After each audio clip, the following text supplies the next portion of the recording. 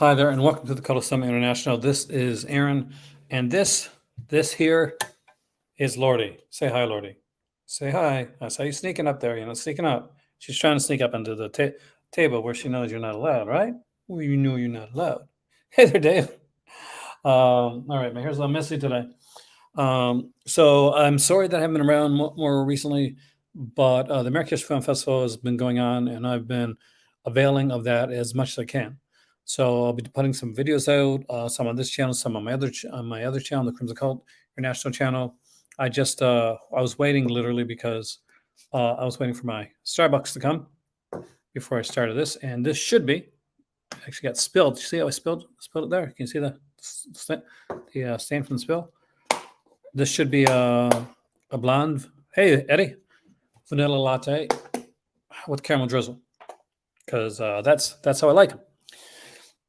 We are going to look at Severin. We are going to talk about MakeFlix. Now, here's the thing. MakeFlix, if you've ever gone with MakeFlix before, if you've never bought anything from them, they have, if you go to the website, there is a link for a newsletter. And if you go there now and you put your name in for the newsletter, you'll get the newsletter. And what's happened with the newsletter is you only can get the early look at the early access to Black Friday titles through the newsletter. There's actually a 24-hour link there that lets you check it out. And I can't even see my freaking link right now.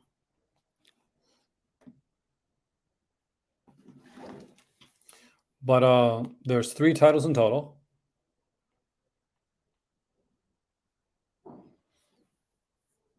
And going from as low as $9.99 to $29.98, if I remember correctly.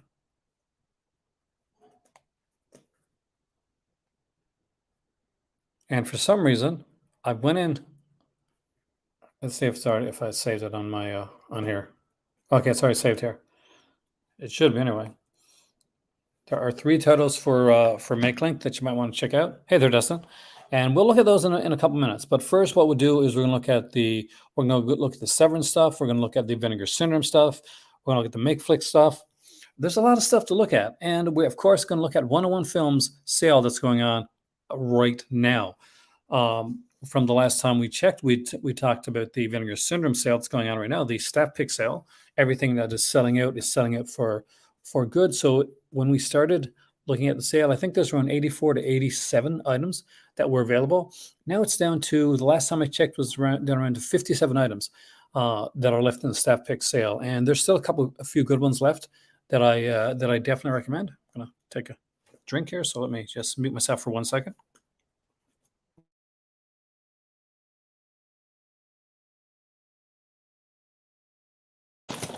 I also have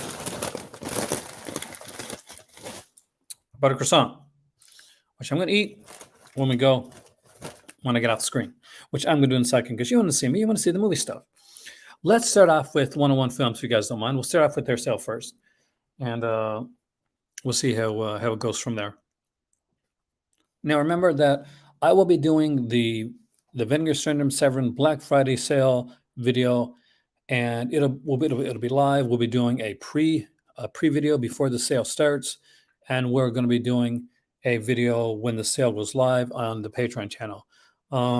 As always, like, share, subscribe, and put it there. Super chat or donate to help keep the lights on at the Cult of Cinema International. It has been a bit of a hard time for us recently, and it has ended up with me not yet being able to actually get the unfree StreamYard. So that has lowered the amount of videos that I can do. But with that being said, let's go into the to 101 Films. And hey there, George. George just ordered some really cool, what do you call them again? Criterions. So we're going to look at right now is the titles from 101 Films. They got some really great stuff here. I'm going to remove myself from here. And hey there, Alan, welcome.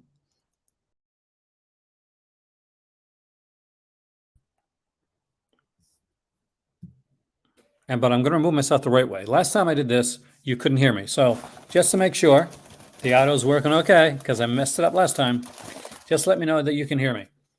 Can you hear me eating this croissant? If you can, say something. Say why you're eating on camera or something like that.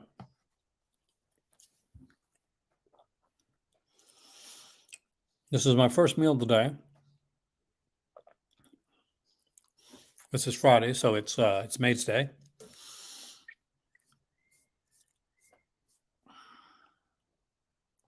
So if you can hear me, okay, thank you, Ellen. All right, so here we go. Black label releases are now down to $9.99, so £9 and 9 pence. I think is how you say, George. And there's some really great titles here. So the way that it works for 101 Films is they have black labels, which is their supreme, really good, like the best titles that they put out. Then there's red labels. That's the next step. Like it's one step down, but they're still really good titles, and all of them are really good titles. But they just have extra features and stuff. And then they have their regular cult collection and their Agfa stuff that now they start doing Agfa. And we start with the first one they got here, which is the Brain. And these are on for $9.99, which is a really good price. Some of these here range from around $17 to $25, etc. Have to make sure that my cat doesn't try to eat this.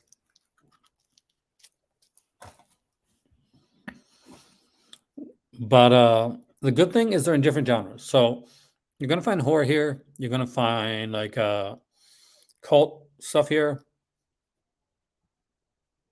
You're going to find sci-fi here.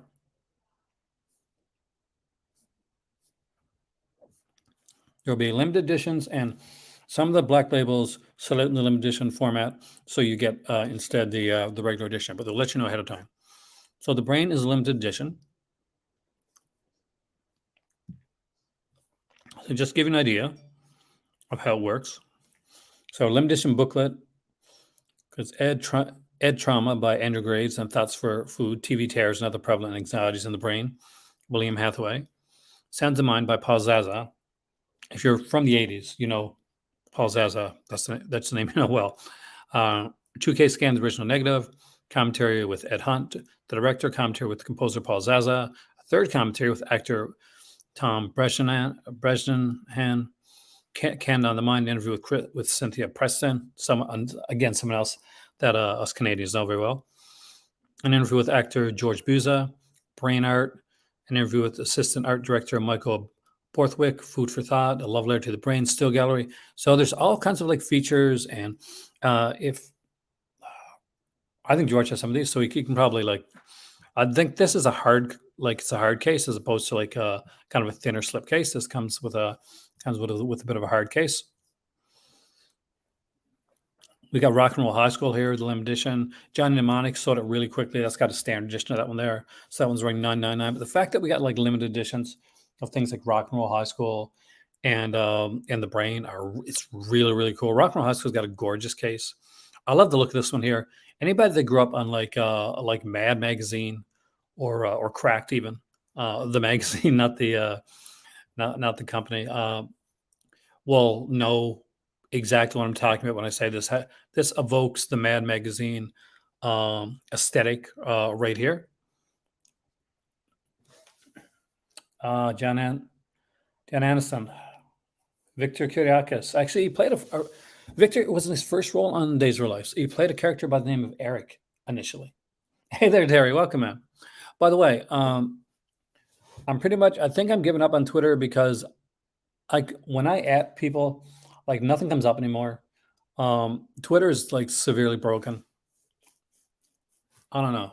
Maybe Musk can sell it to someone because it's messing up, and that really messes it up when I'm trying to let people know that I'm going online. Limited edition includes Mindless Authority and Rebellious Youth. So we got a booklet here. We got a 4K scan, a ton of features. Just look at the features on this stuff right here. And at $9.99, that's a really great price for that.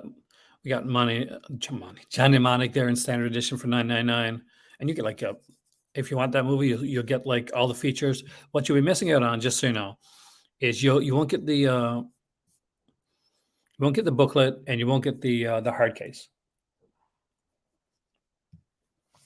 So just make sure the standard and limited editions. We got Snowtown here from 2011 for $14.99. The Last Broadcast here, really gorgeous artwork on this one here, is here for $9.99. We have, of course, here The Boys Next Door, which was also put up by Severin. Here in, are you getting into this, Terry?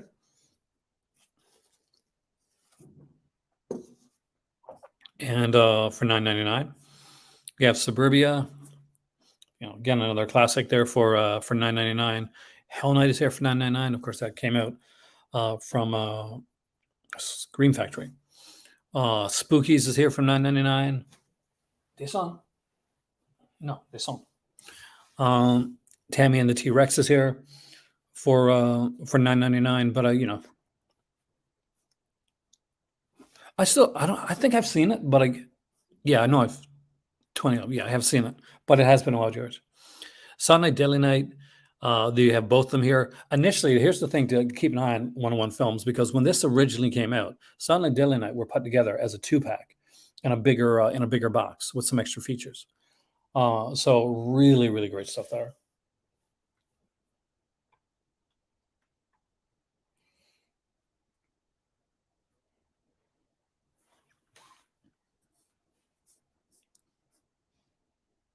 We got Brain Dead here, Split Second. Now, of course, Silent Dead Night 1 and 2 are in the standard editions, as is Tan T-Rex, Spookies, and Hell Night. All those have gone really quickly when they came out. Brain Dead is still here, though. Split Seconds was always a good one. That one's they had actually a cult edition, that one first with no features, and then they put a black label edition. New Kids was another one that I missed out on. Phase 4. I don't actually have any black label editions in my collection. I wish I did, actually. That's missing from my collection. Yeah, it's the black label stuff. My better half is in France right now, visiting with with one of her friends. So I am on my own for the weekend. I got to see Marlowe last night at the film festival. So for those who don't know, Marlowe is Neil Jordan 2022. It's a brand new film. It's coming out in December. It's not based off the 1969 Marlowe film with James Garner. This is based off of a newer story. So it's not off of a Raymond Chandler story. It's off of a newer story by an Irish author.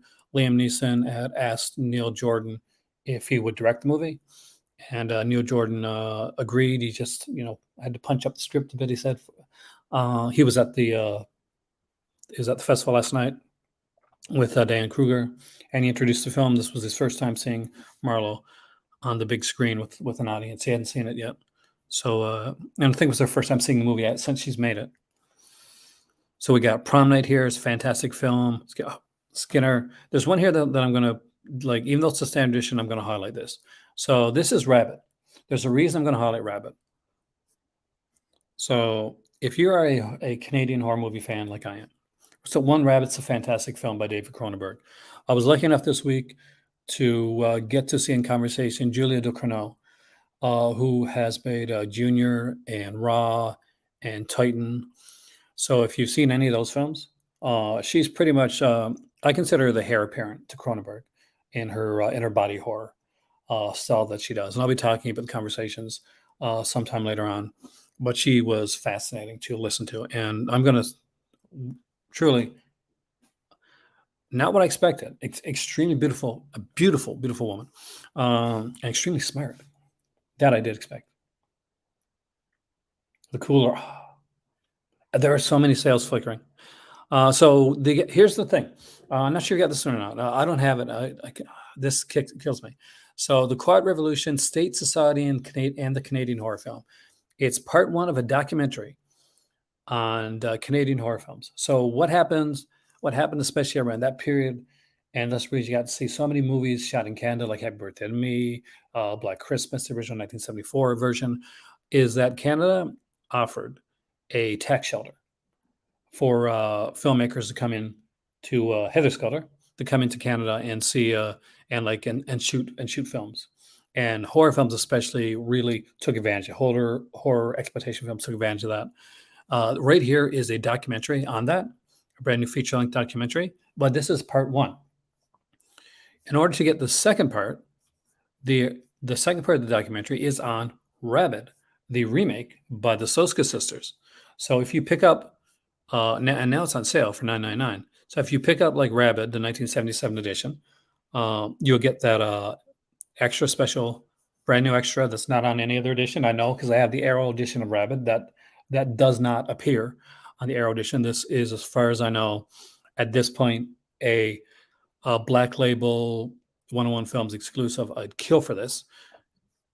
And you get all the other features, including the director's episode about David Cronenberg, 3 audio commentaries,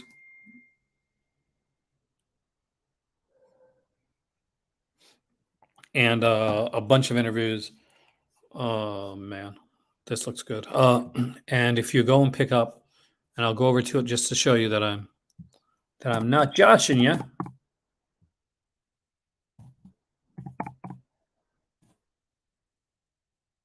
If you see, there's the Blu-ray of Rabid right there, and that's £10. And as you can see right there, the Quiet Revolution, State Society, and the Canadian Horror Film Part 2. So for £20, you can not only get the original Rabid, which is a brilliantly beautiful film, and the remake of Rabid by the Soska sisters, but you will get a brand new feature-length documentary with some great features on both these films. So I thought I want to point that out because it's something different. And I know a lot of people like point out the films and stuff like that, but I try to point out a lot of the features here as well, because Criterion may be film school in a box, but so's my channel. That's what I tell you, film school and a streaming film school. That's how we're going to do it. We have Skinner Standard Edition here. A lot of standard editions with Howard the Duck, Class of 1984, Trespass, it was a really good one. Black Book, Roller Coaster, Existence, another fantastic little film. The Grifters, I love The Grifters. The Grifters is a movie that I just, something amazing about The Grifters. Ghostwatch, which is another really good one. There's another edition of Ghostwatch, came out recently, I think. No, I think George got Ghostwatch. And as you can see, when you look at the really great artwork on the limited edition versions of the film, like look right here. See, there's a Ghostwatch. That was the initial version of Ghostwatch. Johnny Mnemonic is right there. Spookies, Hell Night. Here's the limited edition that they had for Silent Night, Dead Night. Look how freaking fantastic that looks. How amazing that look in like somebody's collection.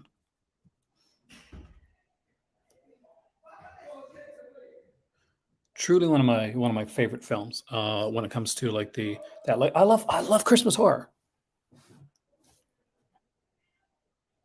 I want to thank the 3 of the 18 people that actually like hit the like button. But there's a ton of stuff here on sale. Have a Black Label edition, guys. Morocco is in North Africa. And I'm not going to say anything about that, like bad, Alan, because I suck at geography. So I'm in North Africa.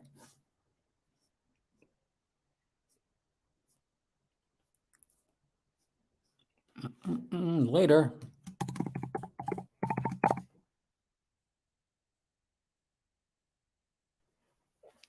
There's a new Ventura update coming later tonight. I will be traveling to Canada, though, Alan, in hopefully in December, late December.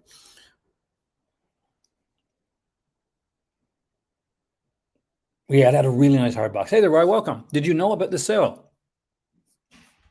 So 101 Films has this big sale going on. And this stuff is selling.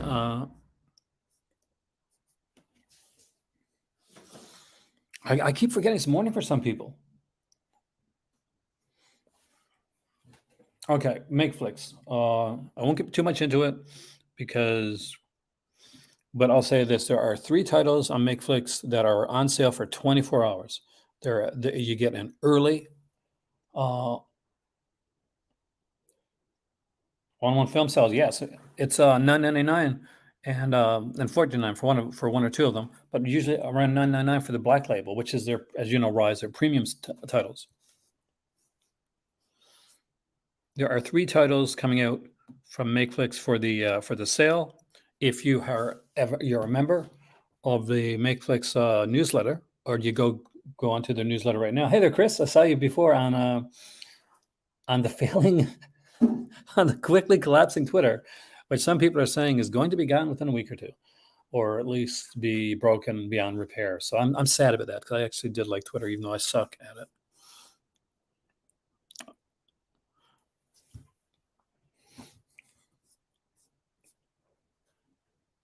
But I will be putting my Instagram here on some of my videos in the near future, so that if anybody, like if Twitter does bite the bucket, or I just get too frustrated because I can't, because the only thing I use it for is to let people know, is I'll just let you know through there and make it a lot easier. And that way you see pictures.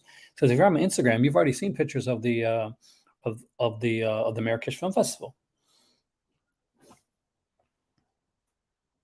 Shall I tell you one title? Shall I tell you one title from the MakeFlix thing? They said to be shh and be quiet about it. Only for people that have the newsletter. But I don't know.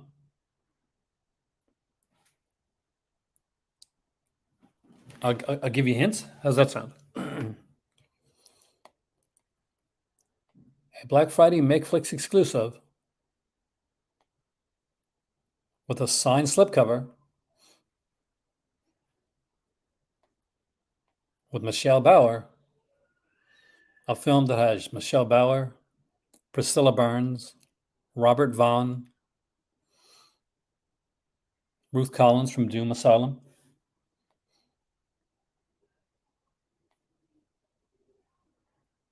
You can get it early if you have the newsletter. Does anybody want to guess what it is? And by the way, the slipcover is super cool.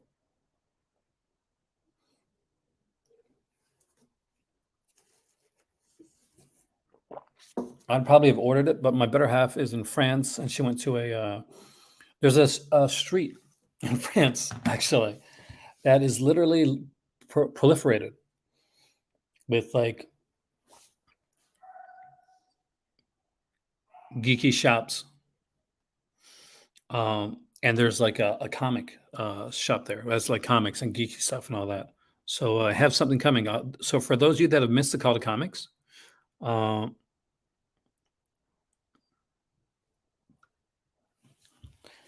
then you're hopefully in for a treat, because the Call to Comics International is coming back with an unboxing from France, but it'll be in English. Don't worry. Oh, most of it will. So I'll unbox some hints titles too. Nobody's gonna make a guess on what it is. Robert Vaughn, Michelle Bauer.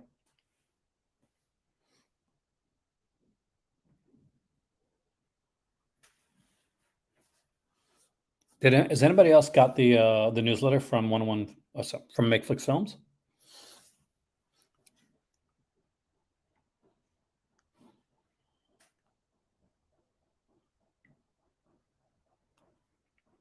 Because it's 3 photos, 3 films in total. You know, I haven't yet, George. I did tell my mom's, because it has to go to my mom's. So I won't see it until late December. So I'll think of it as a Christmas gift. But I'll be unboxing it there in Canada. You know what they are? Only because you got the newsletter. One of them, the third one, tempts me because of who it is. I have like an old DVD edition of the third title by Fred Olen Ray. I'm very tempted by the first title with Priscilla Burns. WA, you're right, Ryan. You know what it is.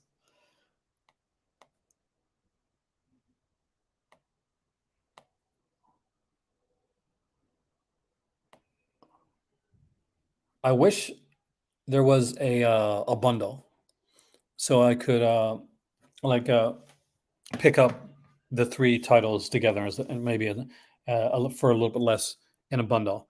Without saying, I guess, Rye, would you recommend KN, the duology one? Because that's the one I don't know.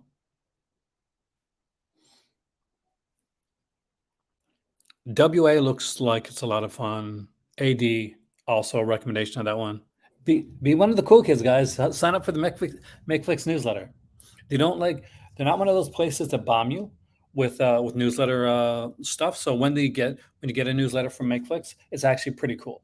Much like Vinegar Syndrome. When Vinegar Syndrome sends you out a newsletter, you haven't been like getting a whole bunch of newsletters. You're not being proliferated by anything.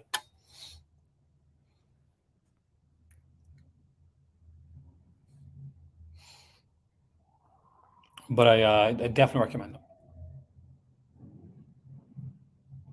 Check here today, see if there's anything else from Vinegar Syndrome. I haven't seen anything recently. I still am unsure about the Vinegar Syndrome on exactly what it could be for the other titles. I know El Santo, like everybody knows El Santo. That got like leaked because of the picture. But I'm hoping Sworn to Justice is the other Vinegar Syndrome archive, and after that, I'm hoping that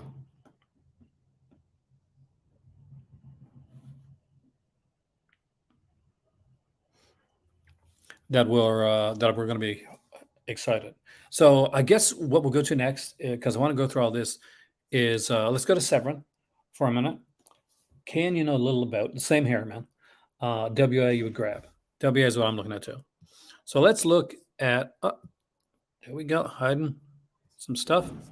What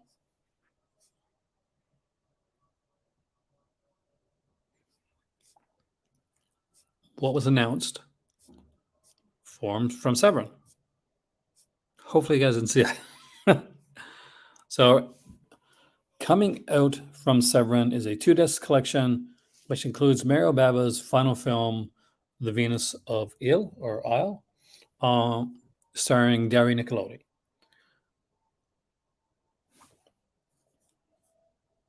It's an interesting little one. I got to say, this is definitely one of the more intriguing titles that's come out for the Black Friday sales. I don't think anything's won Black Friday yet. MakeFlix WA title. Very interested in that. But this is interesting, actually. In 1981, Ray TV presented 6-hour-long films based on stories by 19th century horror fantasy authors from such directors as I apologize for the horrible pronunciation.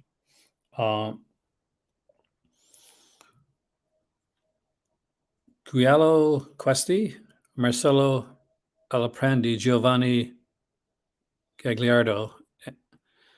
Starring actors that included Veronica Lario from Tenebrae, a whole bunch of people.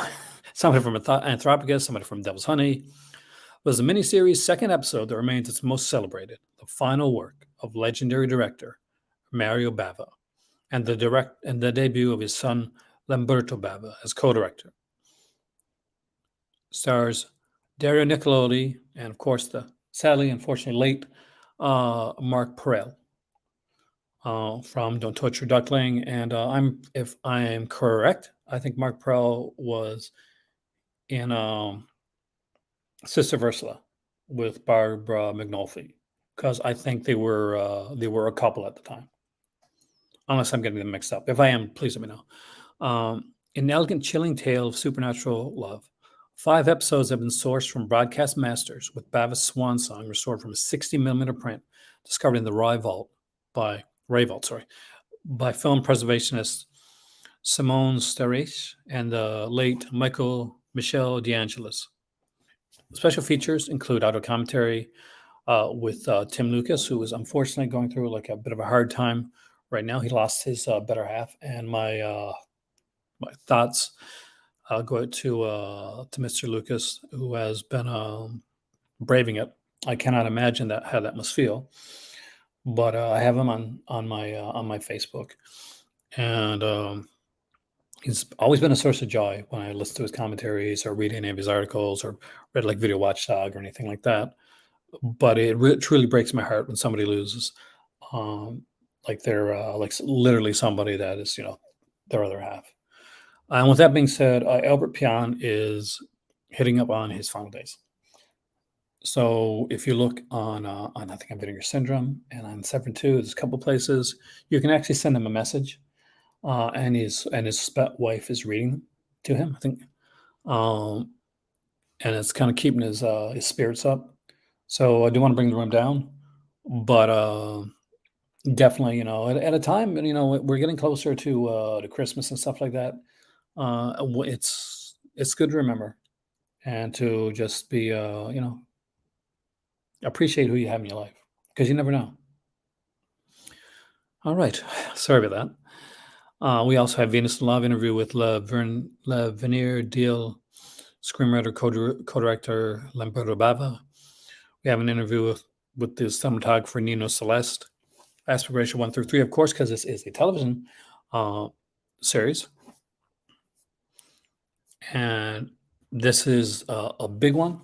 It's one that I think a lot of people are definitely going to grab during the during. So, is there anybody here that's grabbing this? Anybody that's excited about the Devil's Game? And it makes me wonder. Hey there, Sean. What was the title? What was the film that couldn't be sourced? So there's six titles, but five of them are sourced. Maybe the six is on there, like in standard def, or maybe six is gone and they can't get it. Either way, the most important one is there, the Maribava one, and getting it, all the other ones that are on there's it's literally what are we going to call it? The bee's knees, right? We'll go with that. It's just a really really great one. Also, in typical Severin fashion, we got some merch to look at. So they have 4 brand new Severin stickers coming up. And as you can see right here, we have the Al Adamson Frankenstein versus Dracula versus Frankenstein sticker. And it is actually pretty damn cool. I'm not gonna lie. We have this one right here, and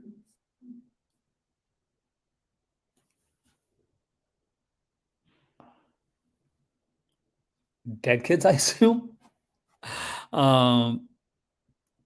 Like the Australian film. And of course, well, um, they did the double feature of that one. And right here, this one is hilarious. I think a lot of people are going to buy this one right here. And oh, it's faceless. Thank you. Right. I wasn't sure because there's that scene, and you remember in Dead Kids with the. All right, so female executioner, done with the cobra look to it. I gotta say, I love this. I really, really love this. I know they can't because they got in more in trouble with recently with some stuff. But Severin, if you can do like a slip cover a female executioner with a cobra box, I think a lot of people would buy it. I'm not gonna lie, it just looks so cool.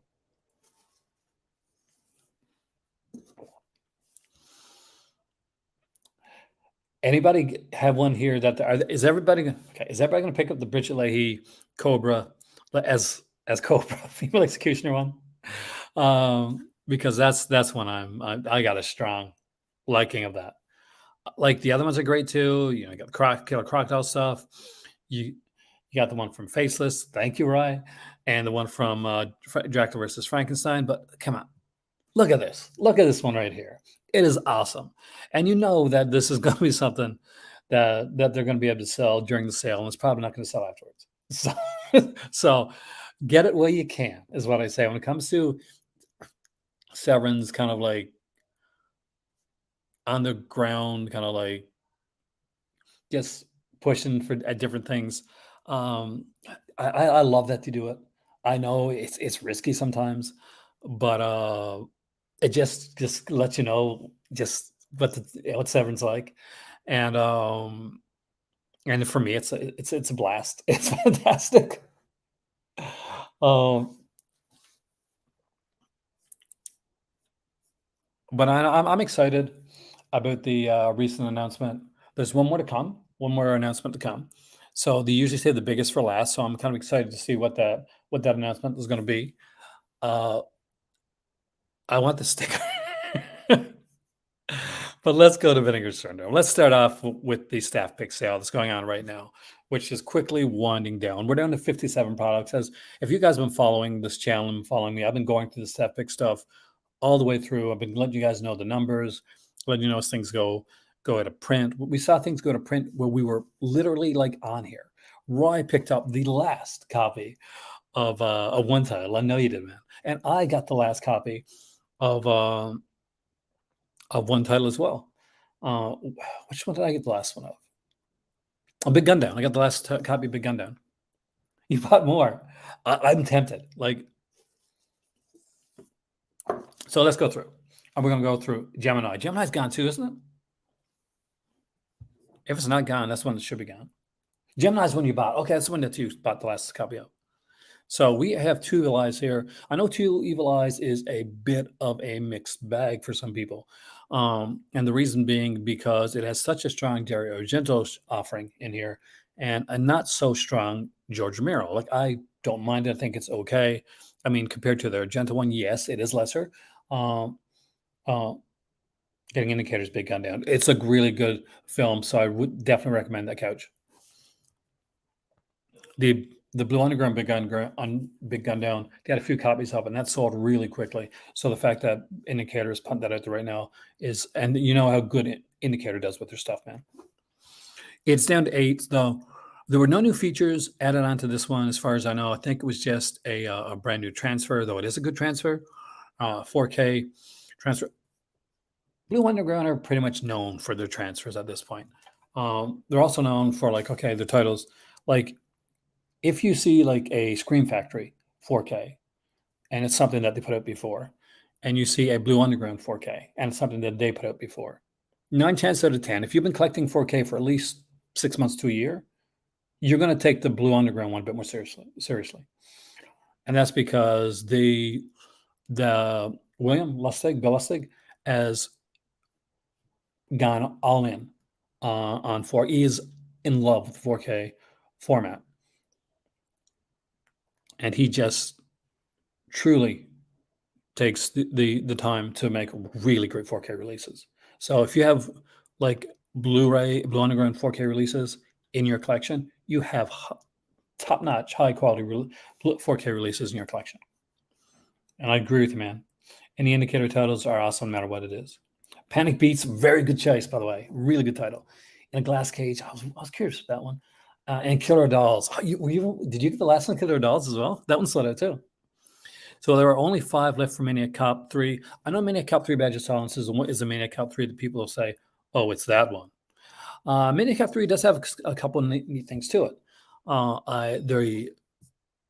Maniac Cop is actually the least interesting part to this story. The Jackie Earle Haley subplot is way more interesting than the actual Maniac Cop one this time around, because they bring in the voodoo thing, and it's kind of mad. But what's really neat about this is there is a new audio commentary with director Alan Smithy, aka Bill Lustig himself. It's apparently a masterfully fantastic audio commentary, and one of his better ones. Bill Lustig is known for doing really weird commentaries, but this one definitely stands the test of time. And for that commentary alone, it's worth getting. I better put this. This is in dirhams right here, about the way it looks like it's so much. I'll put it in US dollars for you guys. The dirham is the Moroccan money.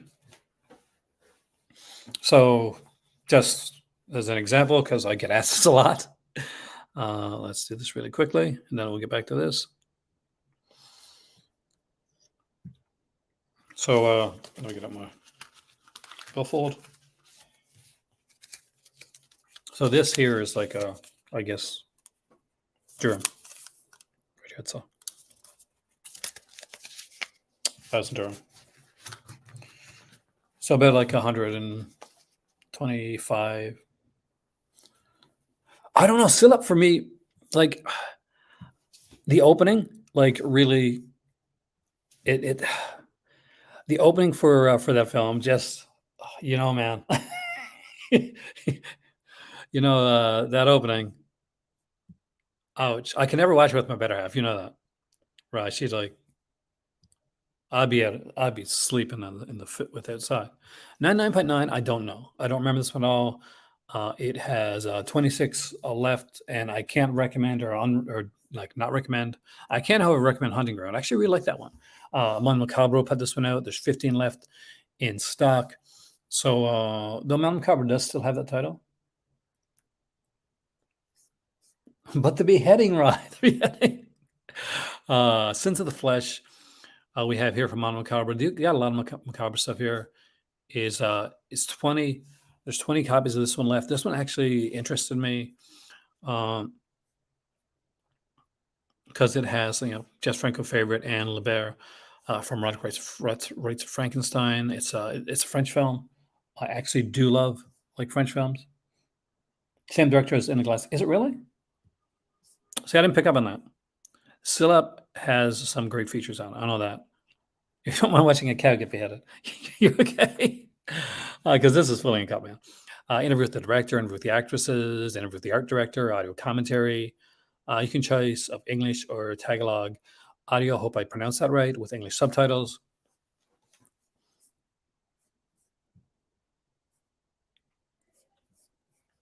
It's one I've always been wanted to get, but the opening has always stopped me. The Final Countdown. A very interesting little title.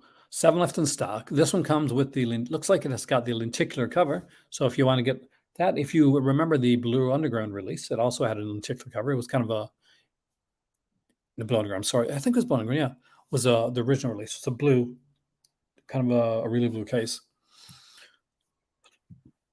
But do we get anything new feature-wise on this one? Well, we got the CD soundtrack. I'm not sure if that came with the other edition or not. I don't think so. We got a collectible booklet, which I know didn't come with my edition of it. But because I have the old DVD edition of the Final Countdown. 4K is supposed to look amazing. I like the Final Countdown, but it's not my favorite. So I guess Panic Beats I really liked. This is a Paul Naschy film. I consider this kind of one of his better Paul Naschy films. And it's, if you've seen Horror Rises from the Tomb, it's kind of a sequel to that, or adjacent, I guess, because he's playing the same character. He's playing a descendant of the character from Horror Rises from the Tomb. So you're right. Yeah, and that's descendant of characters first seen in 1973's Horror Rises from the Tomb. It's a bit different. This is not like your typical Naschy films, not your werewolf thing going on here. We get 2 interviews with Paul Naschy. We get an auto commentary with Naschy Cast, so that's Troy Guine and Rod Burnett. So that's going to be really good. I recommend picking up the Naschy stuff 100% all the time. I find Naschy stuff really good. As you see, Roy bought out the Killer of Dolls, so nobody is getting that one. I do recommend Queens of Evil. If you don't have this one, there's only 12 copies of Queens of Evil left, and I think you should pick it up. It is an extremely good title, one that I strongly recommend. It has a great commentary from Kat Ellinger and Sam Deegan. That's going to be an amazing commentary. It's a really good film with Ray Lovelock in it. I'm a huge Ray Lovelock fan. If you were lucky enough, like I was, to get the limited edition of this one, it came with a slipcover, and it came with an extra disc which had a enormously big Ray Lovelock interview on there. Up next is The Lady Kills, with the second feature, Privatissimo. Okay, we go with that. The Lady Kills tells the story of Francois Fremond, who travels across Europe on an apparently random killing spree, bumming off a series of increasingly odious men. From swinging London to the eternal city of Rome, she leaves a trail of dead bodies and the question, why? A mystery film as only Jean-Louis Van Belle could make it. The Lady Kills is a blast from start to finish with an amazing soundtrack to have gloriously groovy psych rock. And if that doesn't sound as enough to sell it on you, I don't know what is. It's selling it on me. I don't want it. I want it. It also has Privatissimo, a bizarre combination of Mon Macabre mad scientist flick. A Beautiful Woman is hired by a scandal sheet editor to research and write a report on love in Paris. Her quest takes her from a lesbian sauna to a secretive club of mass swingers via stints as a streetwalker in a seedy Paris back alley and a striptease artist in an upmarket cabaret. Her final outing leads to the clinic of the dangerous Dr. Villard, who aims to create sex robots out of human flesh and mate them to create a race of superhumans to take over the world.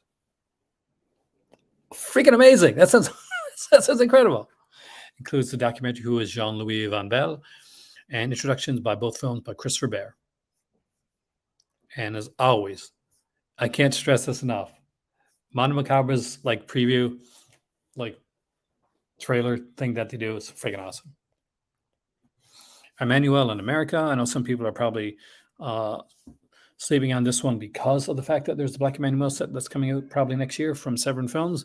But I'm not sure if Severin Films is going to include the Joe D'Amato feature-length documentary, which I do think is really worth having, and the audio commentary with Bruce Holchek and Nathaniel Thompson. So I have to interview with writer David Flint on here. It is down to only 6 copies, and if you want to get the Mondo Macabre edition of this one, I suggest you get it sooner rather than later. Roy was smart. Roy bought it. I bought it during the last sale. Devil's Nightmare is another fantastic little title with only 9 of them left. I actually really like this film. I kind of wanted to get this one because it's got Eric Blanc. I'll buy the box still too. That's not gonna change anything. I gotta get the box. So I really liked the Devil's Nightmare. I really did. I don't know why I don't own this because it's definitely a really good title. Blood Ceremony I do own. There's 15 of these left by Jorge Grau. Who also, of course, directed, I'm pretty sure he directed the other one I looked at, Hunting Ground. But love this film. Of course, it is one of the Countess Bathory films. I was watching I was at that conversation with Julie Delphi. And they were showing scenes from some of her films. And they showed one there, which I think was a Countess Bathory film that I haven't seen, with Julie Delphi playing Countess Bathory. And it was such an amazingly evocative, brutal sequence where basically she's looking at herself and she feels in the mirror and she feels like she's getting old, and she's like her handmaiden is there with her, and one of her I guess one of the girls that one of her servants, and she's like flipping out a bit, and the handmaiden is like, I'm not going to take this. I'm not going to take this from you, and she says, I think I've been cursed to make me look older. And the girl's combing her hair, and such a great use of sound. The hair catches and pulls on the skin. So she grabs the hairbrush from her, and she starts like hitting her like really hard with the hairbrush, and till she bleeds. So blood splashes on to the face of Bathory, as played by Julie Delphi. And she starts to like to rub the blood off. And as she does, she notices, she feels or sees in her mind that it makes her look younger. I've got to check out that film. Obsessions is one that I recommended to people. So I'm kind of shocked. It's still at 17, though I do know that at least one person bought this after I mentioned it. So this is by Pim Della Pera, and it is co-written by Martin Scorsese, which is not totally true. It's co-written dialogue written by Martin Scorsese. He kind of punched up the dialogue, made it seem a bit more American. Though score by Bernard Herrmann is 100% true. This is definitely more along the giallo vein, with a kind of a gut punch of an ending, a really good ending, actually. And a film that I totally fell in love with. This was on a box set, and I'm sure Ryan knows the box I'm talking about. That came out with 4 titles. I bought the box set right away because I really, really wanted to have it. But the box is now sold out, I think. But there's like a bunch of stuff on here too. A lot of like text stuff in Cult Epics tends to have a lot of like, as opposed to like a lot of talking heads, they'll have a lot of like text stuff on here. But I really love this film. I remember watching it and then like watching it again a week later. God, it's notable for being the first Dutch film shot in English language, such in a savagely brutal fashion. When a bloody painting of Vincent van Gogh falls from a wall and exposes a makeshift peephole, Student protagonist Nils Janssen, played by the film's German co-producer Dieter Geisler, becomes an unwitting witness to a gruesome sex crime next door. When his young fiancée, Marina, Alexander Stewart from Truffaut's Day for Night, an entrepreneur journalist, tells him about a report of a murder that she's writing, he naturally wonders if it's the same killing. Classic exploitation film was the birth of auteur cinema in Holland and inspired legendary filmmakers such as Paul Verhoeven to make their start in the industry. Originally distributed in 100 countries, the film remained unreleased in the US and France until now.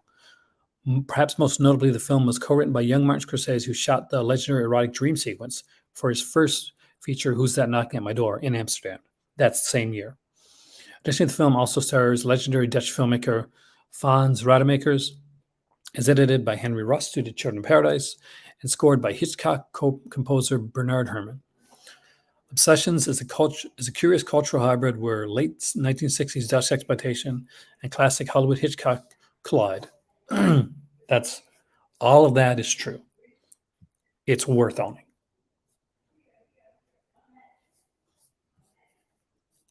Here's In a Glass Cage, which I picked up.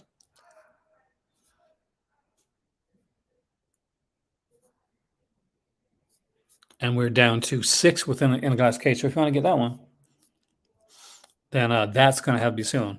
I like Radley Metzger, and I know I bought all these during the first one. So Licorice Quartet's a really good title. 13 of these left on-set live soundtrack taken from work print. That's really cool, actually. We got Moonchild here, and that has 37 left on that one. Woman Like Eve has 19 left. I'm going to go through these a little bit quicker now because I know some people want to see the other stuff. Der King has 46 left. Camille 2000 has 26 left. Score has sold out. P.O. Box Tinto Brass has sold out. Okay. Madame Claude has 26 left. That's just Jackin', of course. The guy that did Emmanuel.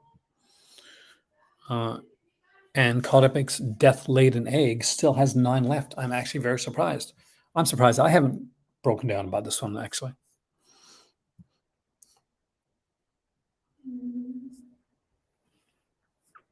There's Necromantic 2 here, which has how many left? 6 left for that one, so you're going to get that one. The Arrow one is lying at a print. Lift has 10 left. Down, the remake, has only 1 left. So there you go, guys. If you want to own Dick Ma's movie Down from Blue Underground. Oh, the box set sale. I forgot about that. We'll look at that in a second, actually.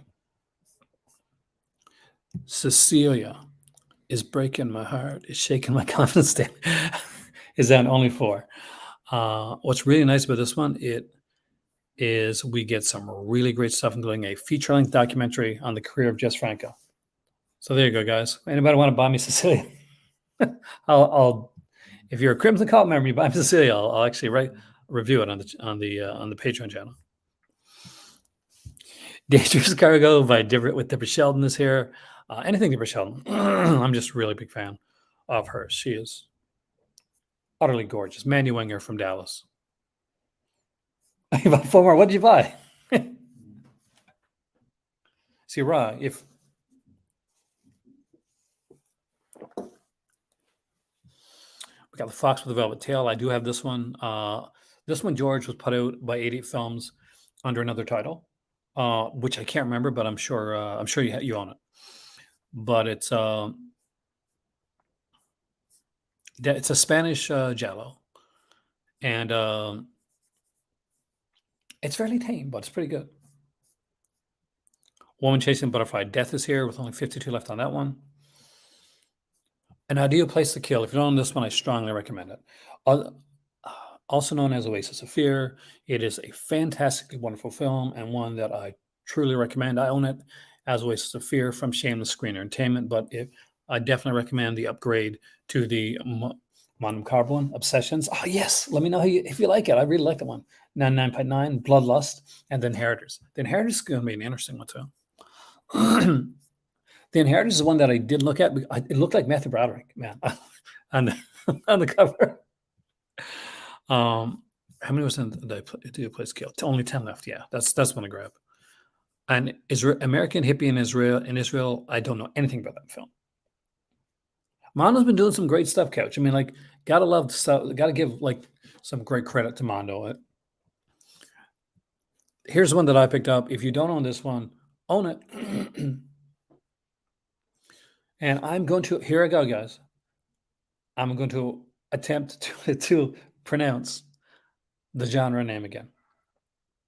So, and you can let me know how close I get. The tough ones, directed by Umberto Lenzi, is a Polizzi Attaché film, which has the documentary Eurocrime on there, which is about that whole genre. Vinegar Syndrome suffer frequently added titles from staff picks. Aren't you going to miss the staff picks, Scolder? I'm going to miss the staff picks in the upcoming sales. Got me only Mondo, Macabres, and many Blue Undergrounds from them. Me too. But this had the video. What's really cool, aside from the Eurocrime, which I really wanted, there's a couple other documentaries on here as well. But there's an introduction, Sybil Danning, which she did this thing called Adventure Theater. Did Eurocrime come out on any of those? Because I know it was like a UK release. Oh, I think do I have 5? No, I think I only got 4. Maybe I'll get my 5th when I get back to Canada for a bit. have a good luck there, Ryan. Hopefully it goes pretty nice and smooth. If you picked up Emmanuel and Francois when I mentioned it during the last Severin sale, then you're probably going to want to pick this up, because this is kind of this is where Emmanuel and Francois came from. It's The Wild Pussycat and The Deserter. The Wild Pussycat is basically Emmanuel and Francois, except it came before Emmanuel and Francois. Joe D'Amato, yeah, I know it'll be fine. I don't think anybody's. I'm not over in Canada right now, so, but over here it's just like just a regular thing. This is literally the same plot. Joe D'Amato lifted the plot and made Emmanuel and Francois. The Deserter is a rarely seen 1970s one. And let's actually talk about this one, because I talked about the other one last time around. Young soldier escapes from a seemingly endless war only to find himself trapped in an emotional and sexual battle between 2 desperate women. Poor guy. One of them, Ermina, is stuck in a loveless marriage with a boorish farmer who plans to make his fortune by selling cheap hooch to soldiers. The other, much younger woman, seems to live in a bizarre and dangerous fantasy world. She is played by famous Greek singing star Alexandra Kyriakaki. The great Giselle Dali, the Greek Brigitte Bardot, also stars in this production, in a small but unforgettable role as a witch who casts a love spell on a soldier. There is, of course, Spiders sold out. Subtly in the Dark, I'm surprised that's still available. Actually, it's a Korean film. 18 copies left available. I have this one. Actually, it's a pretty cool film. The Inheritors, the neo-Nazi film that looks like Ferris Bueller's Day Off, unless you look really closely at his at that chain he's wearing right there, the necklace on his neck. How is this still freaking available? There are 20 copies of an out-of-print Mondo Macabre left. Let that sink in for a second. The Living Corpse, Dracula in Pakistan, one of the best early Mondo Macabre releases that was still available for a long time, that recently sold out. And when I say sold out, it doesn't mean, hey, Mondo Macabre is bringing it back. It means just the opposite of that. It means Mondo Macabre doesn't have it anymore. They can't bring it back. It's sold out on their website. It's no more. Yet for some reason, it's available. And it's a great film.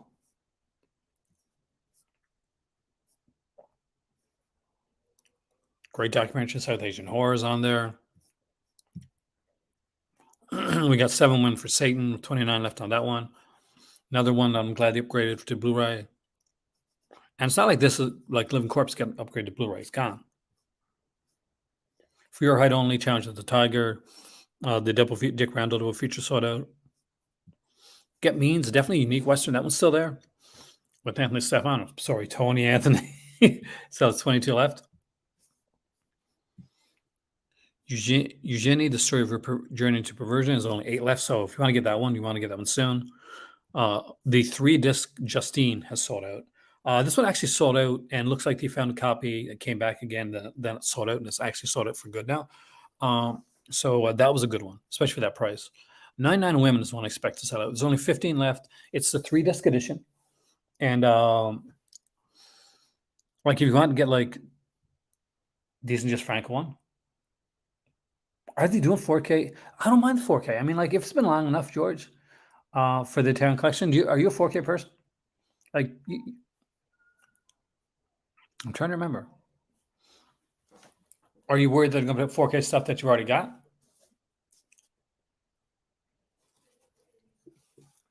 Because eventually they all have to go that way. 4K is starting to go up in sales now. It's really starting to pick up, and a lot of like collectors are holding off on things until the 4K release is coming up. And we're like, hey there, yeah, and it's really a survival when it comes to it right now. And 4K is a slipcover of yesterday. So for a while, Vinegar Syndrome did very, very well on slipcovers. That was the thing. And they still do extremely well on slipcovers, as do many other companies, but Vinegar Syndrome does it the best. But now, I don't want to call it a gimmick because I don't think it is. But 4K is what people are going for. Much in the way like when, and I want to liken it to Laserdisc because I think it's gotten above Laserdisc categories. But that's when people are looking for films. A lot of times they're looking to see the best possible edition. MakeFlix on Blu-ray, but that's the thing. Hopefully they'll put out something, George, that will have enough like extra features on there to make you want to upgrade the title to 4K. And if not, then you've got the movies on Blu-ray. You don't have to upgrade if you don't want to. Now, if they do films like from there on out that aren't on Blu-ray on the 4K, then you just get the ones that get it probably 9/10 of 10. They're going to do like 4K Blu-ray like double packs. I'm guessing that's how they do it.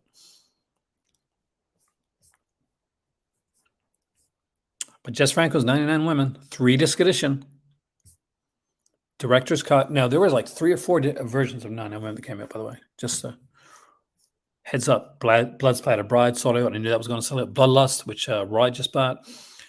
37 copies left on that one. I'm actually surprised there's that many for that one. Inquisition, knew that would sell out. That was just so good. I'm surprised this Monovision one's left, actually. L'Amour Broke, I'm not Brock. The only reason I think this is available is a lot of people just probably, it's one of, if you go online, it's not easy to find information on this release. Not even go on YouTube, and there's no unboxings for it or anything like that either. But Monovision, like they put out like a solid, like super cool title.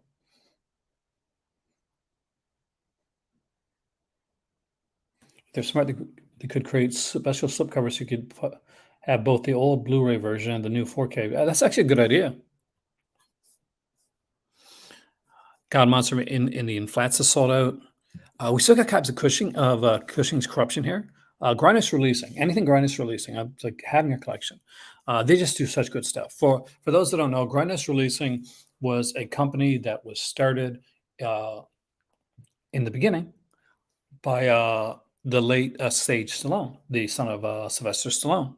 He was a big fan of exploitation cinema, and he was one of the guys behind the label Grindhouse Releasing. He kept it going after he passed on, but he was very much involved with it in its inception.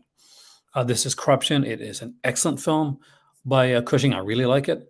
I love the fact that there's a clothed version right there, and if you turn slipcover around, it's the nude version. There's Grindhouse Releasing's original edition of The Swimmer. That's the version I got. There's a newer, upgraded version of The Swimmer with more features on it. But this is 2-disc edition. Great stuff on this one here. There's a 2.5 hour long documentary about the film. Really good film. Underrated Burt Lancaster film. Burt Lancaster's a guy that I consider to be underrated anyway. And this is doubling up on that. We got Symptoms here with Angela Pleasance. This was our hardest one to sell for Mondo Macabre, one of the hardest ones to sell for Mondo Macabre. The reason being because they had the limited edition of this one, and at the same time there was a limited edition of it in the UK as well. So it took a little longer to sell this one, but eventually the limited edition sold out. It's a really good one. There's a great documentary on Jose Larraz here. A great film. Angela Pleasance is amazing in this movie. Strong recommendation. Oh, here's another one that took a while to sell out, but looks like it's almost sold out here too now. Public Vices, Private Vices, Public Virtues is down to the last 5.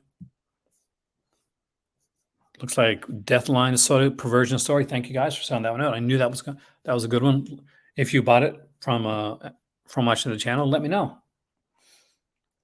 Oh, the Roz box was so good, man. The Devil Incarnate. Ponashi. I still don't know if I got this one or not. There's 11 left. I can't remember if I got it. I know my dad has it, but I bought a lot of my Ponashi stuff from Mondo Macabre, so I can't buy it when I don't know. And with that being said, let's look at the going out of print. The last time I looked at going out of print, 2 other titles have been released at the going out of print section, but looks like we're still at the same 14. Grandmother's House is at over 1,000 left. I think we're safe with that one. In the Cold of the Night, it's 604 left. I think this one will sell out. It's a really cool little film. It's by Nika Mastorakis and stars Jeff Lester, Adrian Sachs, Shannon Tweed. Yes, Shannon Tweed. That's Shannon Tweed. Tippi Hedren, Mark Singer, Brian Thompson, and David Soul. So it's a star-studded cast and a really good film. I would say that Brian Thompson steals this film. He really does.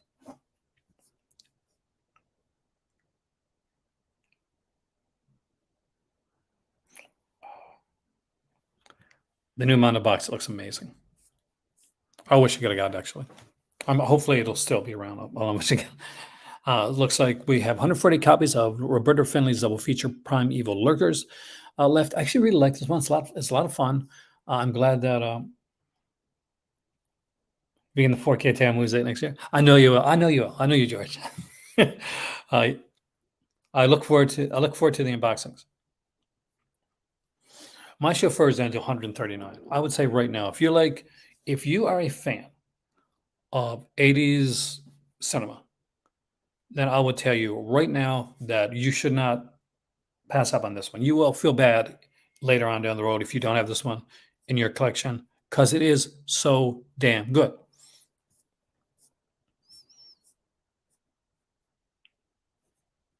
As you can see here, it is a region-free release as well. So no excuses, guys. It has an interview with the beautiful Deborah Foreman, the star of the film, and she is really, really good in this. There are not 1, but 2 commentary tracks here. Got an isolated soundtrack. But what you have most of all is a really, really just solidly good movie with Deborah Foreman and Sam Jones. She's one of those girls, like you just watch the movie, you totally fall in love with her. You really do. We got Malibu High here with over 1,000 left, so I think we're all good with that one. The Hearse here, keep an eye on the Hearse, 762 left. I know that seems like a lot right now, but again, Roadhouse is coming out. So we're going to get more people looking at these titles than have looked at them before.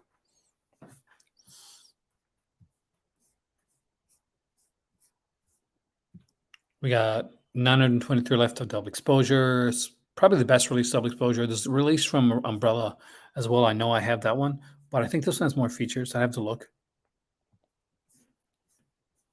Maybe I'm feeling bitter because Umbrella. I can't feel bitter because Umbrella dropped me, because the same week that Umbrella dropped me as a reviewer, I was getting ready. I was formulating my email to Umbrella saying, I don't think I'm going to review your stuff anymore because I'm going. I'm traveling.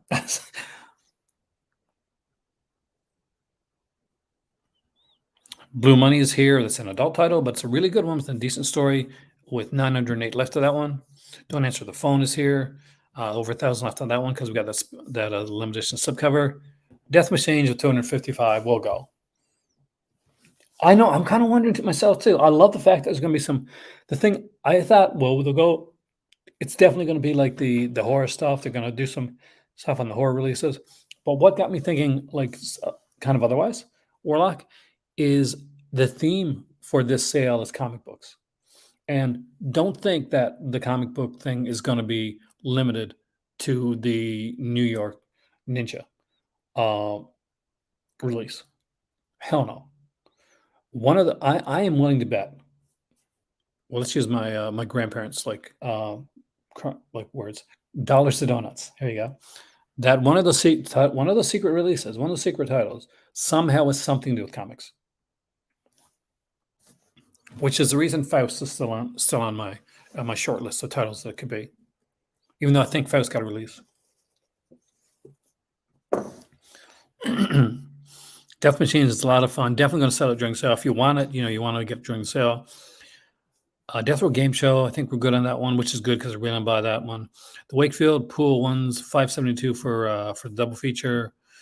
108 left on Bison Sand and Bijou, which is kind of his most famous one. It's got 167 left. So if you're a fan of those, then you're going to be wanting to grab those when they come out. Let's look at the limited editions, though. We're not going to go through everything overall, but we'll look at some stuff that I'm going to recommend for you guys.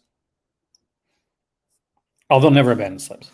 Not as long as they have a way to put another slip on another release. It had to happen eventually, Warlock, that he would have to do that. They'd be like lower on. Okay, what else can we put slips on? Before they said, you know what, screw this, let's just do some. Let's do like alternate slips, which is a great genius idea. I mean, it was doing overboard with the cutting class one. I think that was a little bit ridiculous, but I'm okay with the 2-slip thing, or with like another slip coming out down the road for something that already has a slip, or that maybe has a slip that just isn't that great. These like comic book looking slips, very, very cool. Comic book looking slips makes me think that we're going to get something along the lines maybe down the road for maybe some of the VSAs that'll come out. So for those that don't know, there were some VSAs that came out that the Well should be able to re-release, and once they sell out without the hard box. So some of those can eventually come to alternate slips as well. So I'm trying to remember which one where this starts with the stuff that's actually going to be under the sale. Warlock, you're a subscriber, right? Do you remember where, as I grabbed a piece of my hardening, I'm going to put this in the microwave, where we start with the releases? I can't imagine anybody wanting to grab Cyber Vengeance. I'm not going to lie. But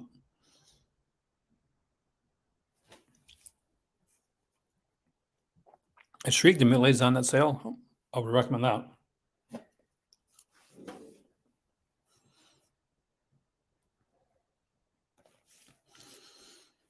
I'm going to do some quick recommendations as we go through.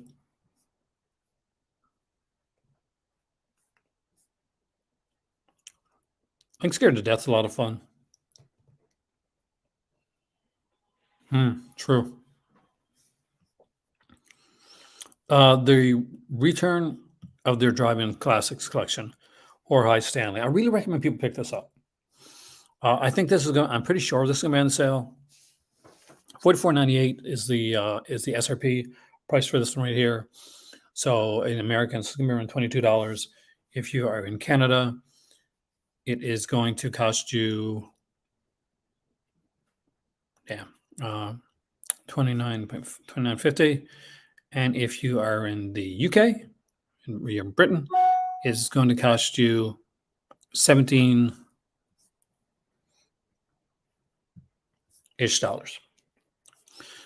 Thriller's a really good release. The limited edition one sold out, but this one has what does this one have? That has 4K Blu-ray discs, and you get both versions here. You get the documentary making it. We get a lot of stuff on here, so you don't get everything that was in the other release, but you still get a lot of really good stuff. I'll show you my edition of Thriller, actually. August Thompson Pro. I think you're right, actually. If you got the Taboo films or you don't have them, then this is a great way to get them. The box set. You can buy the box on its own. You can buy the box during the sale with valid return it. Until I this month again, I was another month of Aaron makes no money on my AdSense. So until I can actually make some money on my AdSense again, I made a deal with my better half. I can't get the other edition, and I want it because there's other options that comes with the StreamYard that I can't do. Like I could be streaming this on Facebook as well as here right now, but unfortunately, I can't do that yet.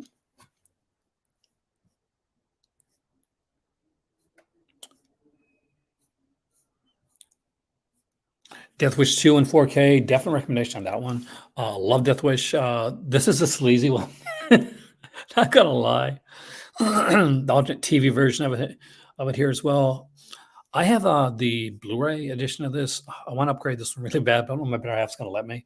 And yes, it's a let me thing because we decide together on stuff.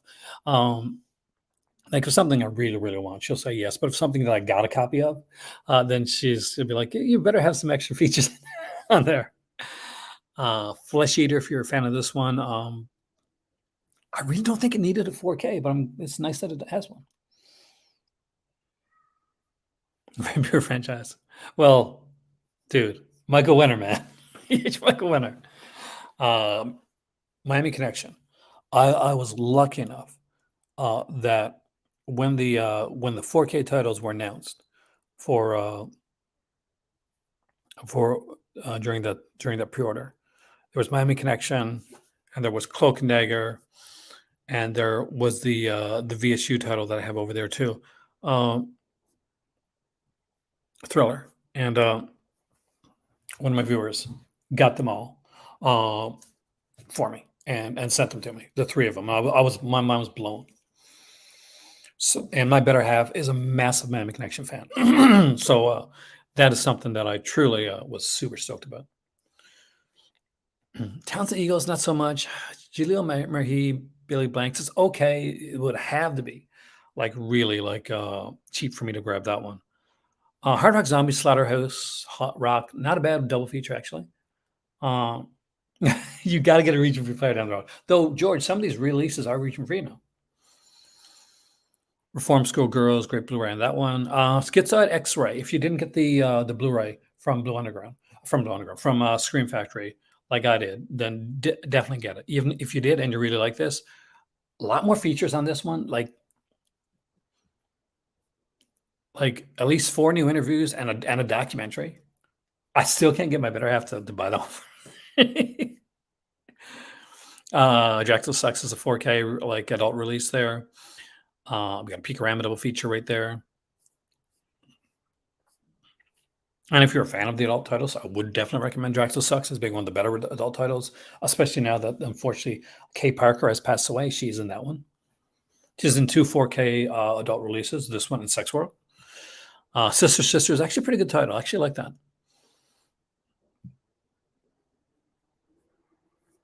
Recommendation on Madman if you don't own it. Definitely a fun title. I love Madman. I got the Arrow edition release of Madman, and it always stood out to me as it's a fun release. It's been a super fun release.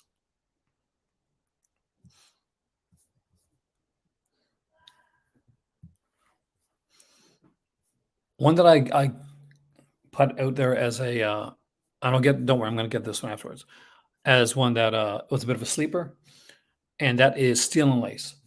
So Steel and Lace is a good revenge film. What's actually extra good about Steel and Lace is much in the way that revenge will be done years later.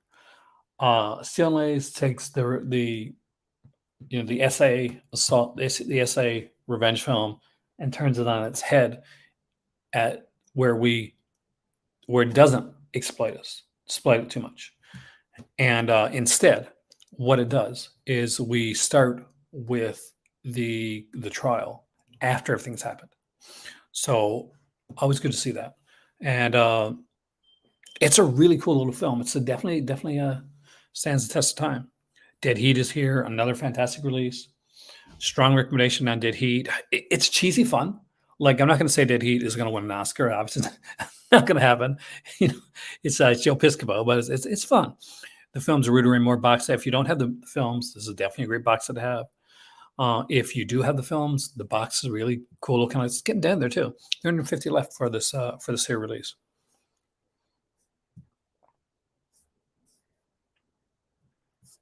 I love me some Rudy Ray Moore stuff.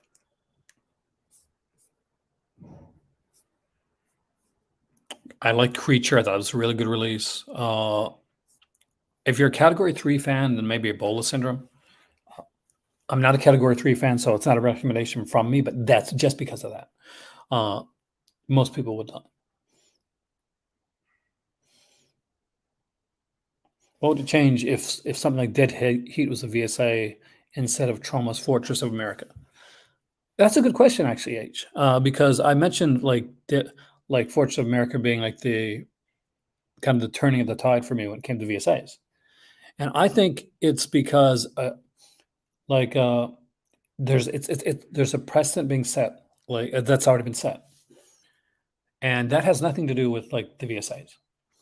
It has to do with if you've been collecting the Trauma releases like Blades or any of those other releases, then you got them for the regular price. And they fit along with the other Trauma releases that you got. Excellent, George. But all of a sudden, if you're not buying VSAs, for instance, EH, and you all of a sudden you're buying the Trauma titles. So say, I know you like Blades and titles like that. You like some of the Trauma titles. And all of a sudden, you're buying a more expensive release for a title that is just as good to have there's no reasoning for, in my mind anyway, for Fortress of America to have been a VSA. There is a ton of reasoning for it to come out by Vinegar Syndrome. And I'm glad that they put it out because I know a lot of people really wanted the title. But it just didn't make sense to take stuff that was already put into like Trauma has been established in regular Vinegar Syndrome. To see it come out into a VSA, it just seems more like they didn't. Some people say, well, they put it in the VSA line. They must feel like it's a more special movie. But to me, and this is just to me, like I have no knowledge, obviously, on this. It makes me feel like they didn't feel confident in Fortress of America because they want to make more money out through VSA. That's just my thoughts, though. Like I nothing against Vinegar Syndrome or anything like that. It's just it was a point when I was collecting the VSAs and they were starting to go down in like quality a bit. Like there was something for my better half, like some of the cheesier like action stuff, but still it wasn't like I didn't think it was like top tier. And then it just came to like, oh, it's Trauma's Fortress of America. And I'm like, yeah, I'm tapping out. Honestly, unless a good VSA comes, I'm no longer collecting all of them. Like the first 16 VSAs, I got them all. Dr. Jekyll's Dungeon, I got that. But now I'm just getting ones that I like. Rollerball's fantastic. I love Rollerball. Trauma is a really good release. I really like this release. I know some people are like iffy on Dario Argento's Trauma. I think it's a bit underrated. And the next thing I'm going to mention is a bit underrated too. Camille Keaton in Italy. I got this was part of when I was a subscriber. When it was announced, I was kind of excited and I was kind of unsure. When I initially watched the titles, I watched Madeline. I really, really liked Madeline. I watched Tragic Ceremony. Really, really liked Tragic Ceremony. I watched Sex of the Witch, thinking, okay, it has nearly 10 minutes of additional last scenes. And I'm like, I could have done without the extra 10 minutes. But after rewatching it again, I liked it better than I did the first time. I think this is a solid set. It's gorgeous. It's amazingly well done. I definitely recommend it. Oh, that is see, that is one thing I have to say. And I'll put that out there, and I put this out there since the beginning. Because Warlock knows, I think you've been here for quite a while. It's me, I think, and Cellulite Tear. Me and Cellulite Tear, who I think is still around. We're the Vincent guys. That's what we did. We did the Vinegar Syndrome stuff. And it's so nice to see that even though Vinegar Syndrome has become like a bigger company, way too long, they've really are a quality company with what they do, with how they treat their customers, with the responses. You know, like even like with things like I didn't agree with. There's never a time that I could say, well, Vinegar Syndrome, like you know, they crap the bed on this. Uh, I didn't like VSA. You know, tough for me, but it's but never. I never feel that like they purposely like. I always feel like they're pushing it and they're responsive. You know, I love Severin too, and that hasn't always been the case with Severin. Um, I've heard that they're becoming better with that, which is really good. I'm glad because I love the releases. But Vinegar Syndrome, I think, was the company that gained a lot of its supporters and a lot of its stuff through their the way that they treat people. I'm so I'm so jealous I didn't get to go to the Con Warlock. One of these days, I'm going to come to Ontario, man. We're going to have coffee or tea or a drink or something. We're going to go see something. All right. My voice is going, but we got the grave here. I still got to get that release. I hear great things about it. Tix is a really cool release. Definitely recommend it on Tix. Recommendation on Tix. A lot of fun. A lot of fun. Laughing. I still haven't watched The Laughing Dead. I own this one. I still haven't watched it. So people let me know if I should be watching this one. Nothing Underneath, Too Beautiful to Die. I really liked it. It's Giallo, but it's 80s Giallo, so there's kind of a different feel to it. But I really liked it. Censor is another one. I know some people like weren't big on Censor. They felt that it was overrated. I thought it was good. I enjoyed it. And I love the release that they put out. I think that this is like, I know that there's a gorgeous like second sight release. Watch Laughing Dead. I will as soon as my region free player comes. Flesh of Frankenstein's a great release. If you don't have that, just get it. David of Doubts 2. What? Where's the first one? Cameron Rock. Not surprised. EH thinks that everybody should pick up Blades. I know that. I recommend Devil's Story. Devil's Story is insane. Devil's Story is something that when it was announced, I kind of rolled my eyes. I said, this can either be really good or really bad. And I saw the artwork and I'm like, I'm not sold on this at all. And then I watched it. Me and my cousin Roger watched it. Shout out to Roger if you're watching this. But it was so good. I do actually. There's no way. Are you serious, Alan? That's out of print now. I got the book and everything.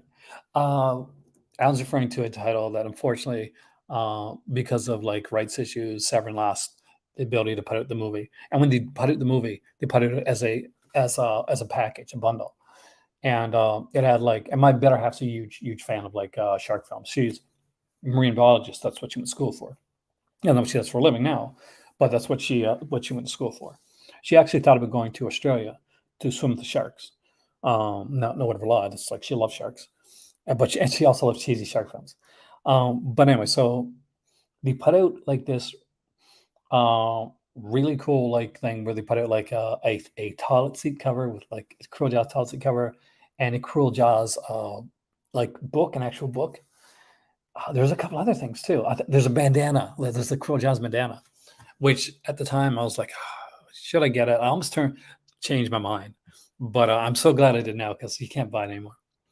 I'd say if you're lucky enough to go to a convention, they might have a couple at a convention. So keep an eye out there. If Severin comes to a convention, check that out.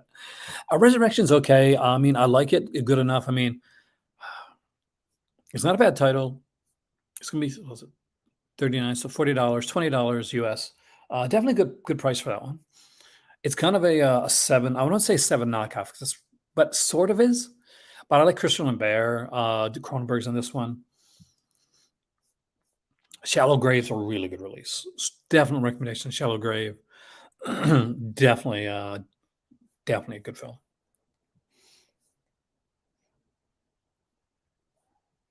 Small venues things aren't bad though when you're looking at that type of stuff.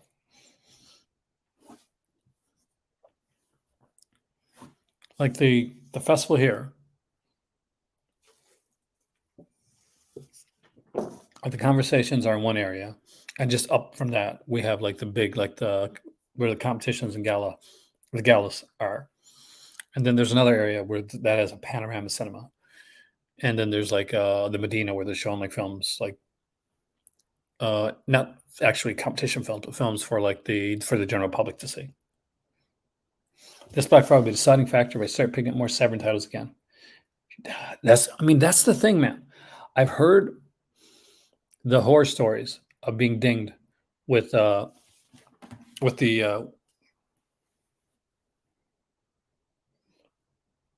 and I have been, but the last time I wasn't. That's the thing. The last time that I got a Severin title, I never got dinged. But I hear so often about people that are getting dinged with releases.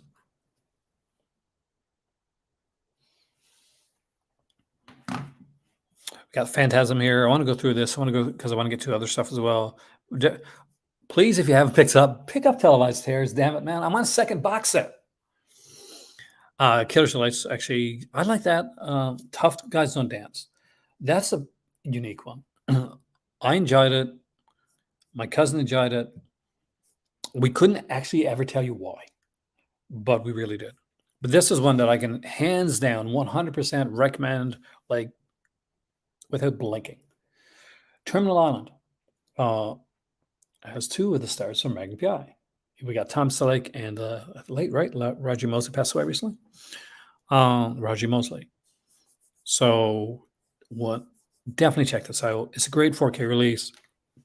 Great title. Not at all what I thought was going to be. I expected this like kind of women in prison type thing.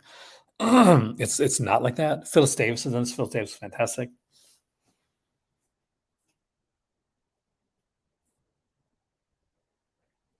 And about an untitled.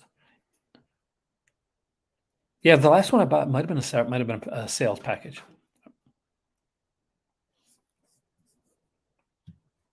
Is there anything to sale that that's excited you so far? Like I like the film, like the kind of the films. What's the one, the Mayor Babel one? But nothing's won me yet to the way that that's something along the lines of El Santo has. Now that's a VSA that I can get behind.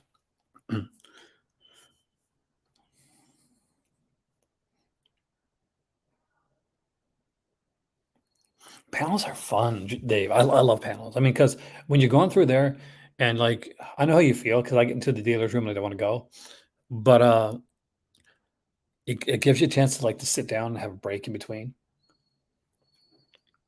The best panel that I got to go to, best conversation I got to see during this film festival, and there were so many really good ones. They're all good. Was probably Jim Jarmusch. Jim Jarmusch was amazing in what he had to say, and so was Jeremy Irons. Jeremy Irons was asked a question, and it's a hot button question right now, and he was asked basically if he feels that films are being kind of muffled due to, I guess we'll go quote unquote political correctness. But I'm going to go to politics or something like that. But I'm just going to go into the art portion of it. And he said, yes, he feels that people are making films, but they're making them too safe. And that art is something that should be evocative and evoke a reaction.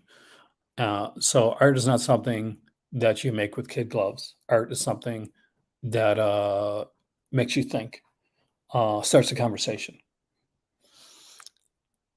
And he said in a very cool, very respectful way. And I got to, that's what art is supposed to do, whether it's hung on a wall or something that you read in a book or you watch in the cinema.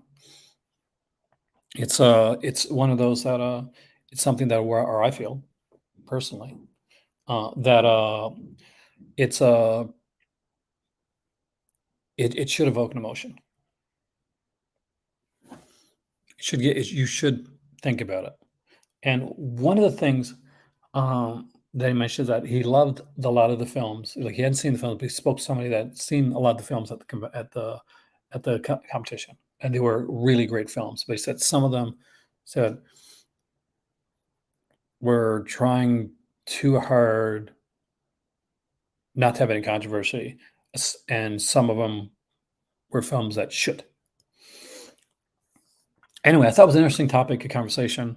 I'm not sure if something to talk about on here. I do have the squirt gun. I recommend Alien from LA. Albert Pion is unfortunately is terminal. He is not going to be around for very long, and this is one of his better films. Alien from LA is one of those films that I wasn't sure about. When I first saw it, there was no nudity when I was a kid, so I just bypassed it and didn't watch it. I actually said, "Oh, that's a horrible film." Then when I went back to watch it, when I got the Vinegar Syndrome edition, and I got to see the way that he created a world, an actual world, the way that he did his world building with this film on such a limited budget was mind blowing for me, and it was inspiring. George, have a wonderful evening, man, and I hope you get your 4Ks really soon. So fingers crossed.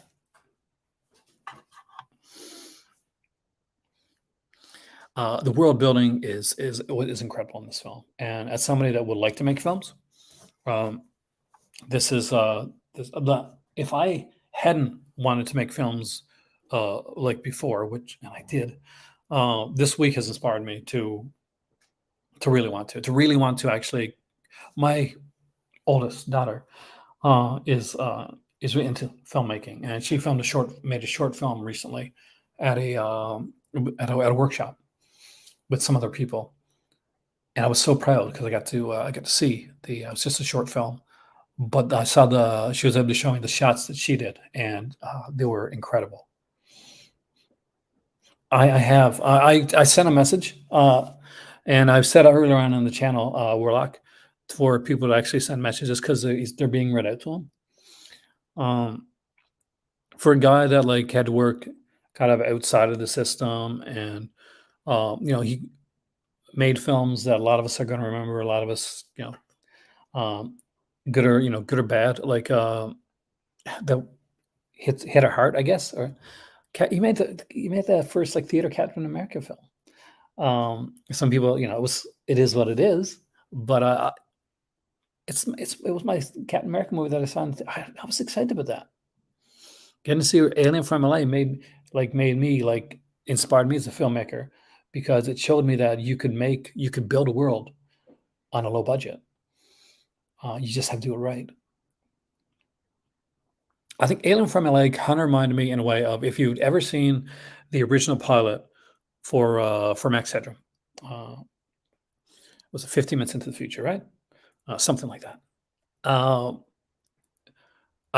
When I was watching the Max Headroom, like not the TV series came after it, but the British kind of like short film. I could feel the world that Max Headroom and the people around him were in. It felt real. Alien from LA, the world felt real. When she goes into that world, it feels real. I'm not going to recommend the Cardona collection. I'm sorry, it's horrible. And where's Surf 2? I'm not recommending Surf 2 either. You may love it. Okay, both of those films, but this is my channel to give recommendations, and I got to recommend those. I'm not going to recommend those. I will recommend Homegrown Horrors. I don't have this one yet. I do want this one really badly, though. $79 American. What's that going to be in Canadian? Let's find out. So 106 means it's going to be around $53 Canadian. Not a bad price. I still haven't got asked my mom what I wanted for Christmas yet, so And this is the reason I haven't actually, because the sale's coming up next week. Seller's a decent release. Six String Samurai. I liked it. I mean, it's not for everybody. I'm not going to lie to you and tell you like everybody should get Six String Samurai. It's one I personally enjoyed, but I know a bunch of people didn't, and I get it actually. Even watching the film and liking it myself, I totally get it.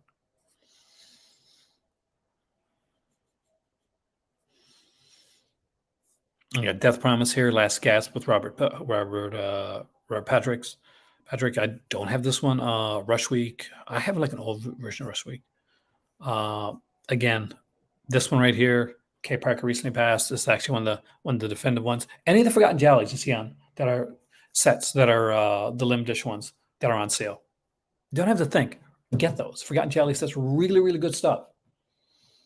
Definitely recommend that.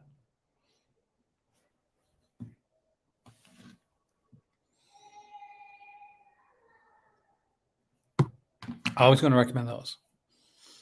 The Fear. I'm going to recommend it. I'm doing it. I know a lot of people don't like it, but I'm recommending The Fear.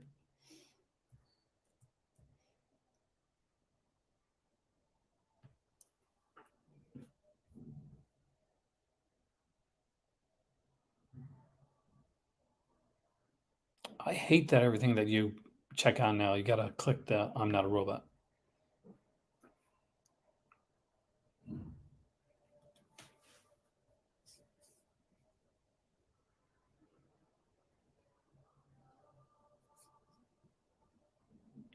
Again, our recommendation for is anybody going to recommend Dark Tower? I'm kind of curious. We're going to get any recommendations for Dark Tower here?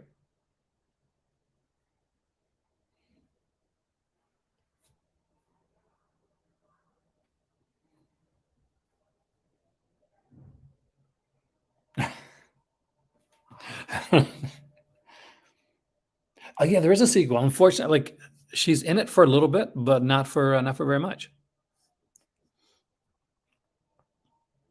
And Mitchell Smith from Weird Science, and would later go on to be in the series Superboy. I think at least for the first season.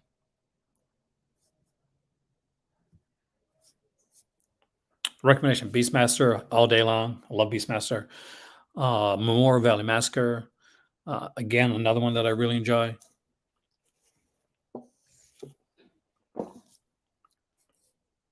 I still got to pick up the Severed Arm. I still hate the cover though. Hobgoblins. I had a lot of fun with that. Rick Sloan. I like Rick Sloan stuff. I really do. I like Vice Academy. I know Michael Keane didn't like it. I love Vice Academy. Corruption with this extra secret movie on there. It's not so secret. How far? Hanks Bond, nothing. So far, this one has been going to print for a long time. Graduation Day is here. But overall, that's what they got there. So let's take a look at Severin, but let's take a little quick look at MakeFlix, because they will have a sale.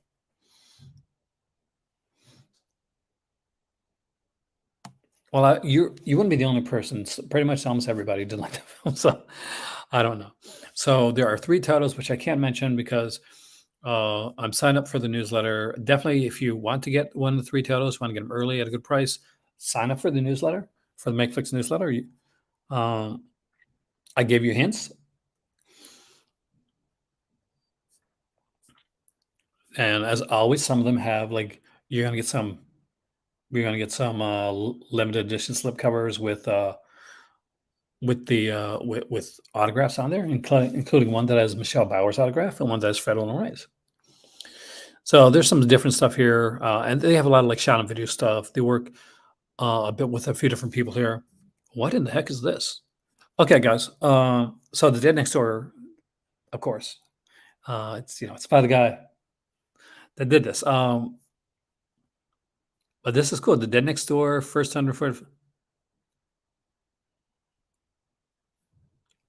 Okay, so we got a limited edition slipcover, a folded 10 by 30 mini poster, a wearable Dr. Molson replica hat. Okay, this is kind of cool.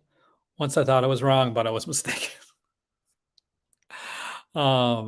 Yeah, this is cool. MakeFlix puts out some really good stuff. I'm not really well. I enjoy it. Like a lot of shot on video stuff. a lot of straight to DVD, straight to VHS era stuff. What is this? The Mark Baranowski American Giallo collection. Okay, one, the words American and Giallo really, really don't really seem kind of like an odd but this is interesting. Okay, what we got here? Box includes 7 individually packaged DVDs, and this one, Alan, because I know Alan collects a lot of DVDs. A lot of Alan here, they have a lot of like DVDs in MakeFlix.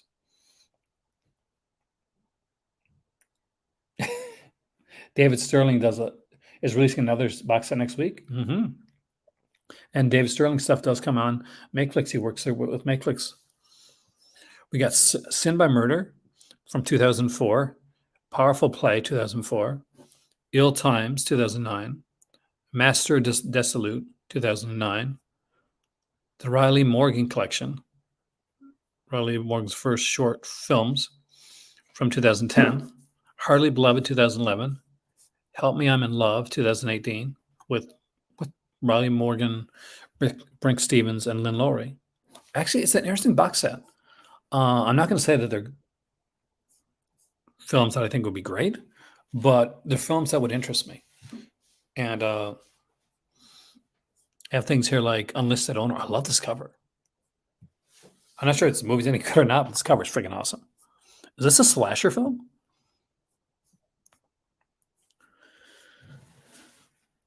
Let's find out. Let's do a dramatic reading. The Owner House has been vacant for several years because of its very dark history, but a recent series of murders has taken the property to a whole other level of notoriety.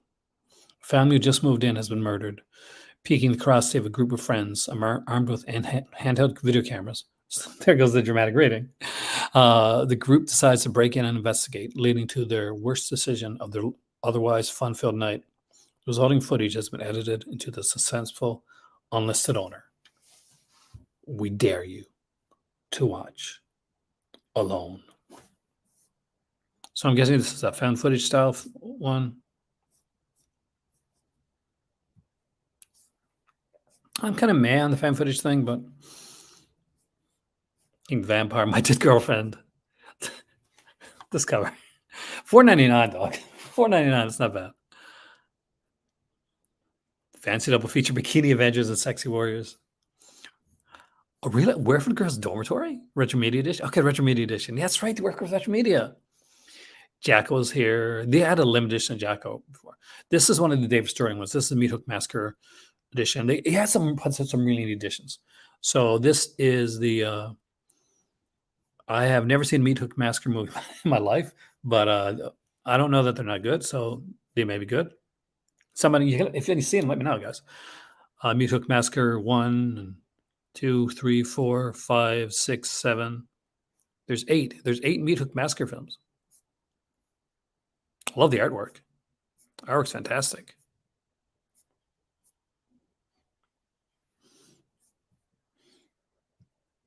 David's latest message: a 10-box set will be the Wildcat Entertainment with 7 Blu-rays, some never released. Will be a MakeFlix.com exclusive dropping on Black Friday. Hear that, guys? Let's put that on the screen because that's something that people should be seeing. So just in case somebody watches this when it's put up, but like the messages aren't yet showing on the side of the screen. 10 box set. The 10 box set. So like 10 movie box set.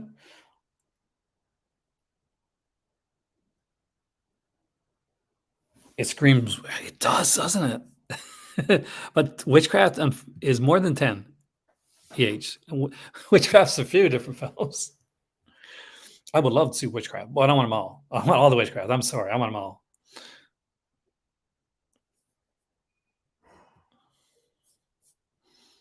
Axe Grinder Collection's another one. Skullface Astronaut's another one. Camp Blood is the one I want.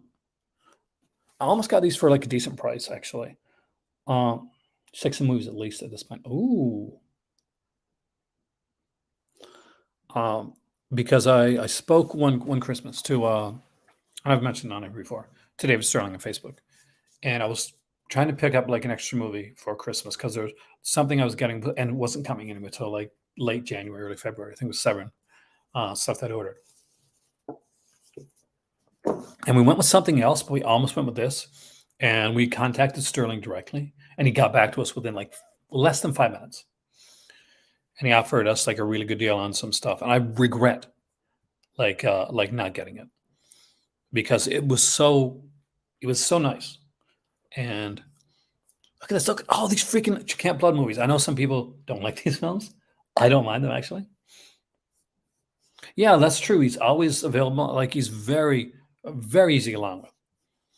And he came back a couple other times too when I didn't have the bones to do it. And he was like, I give you a deal here, I'll give you a deal here. And I'm like, I hate that I can't do it. Eventually I will buy from him.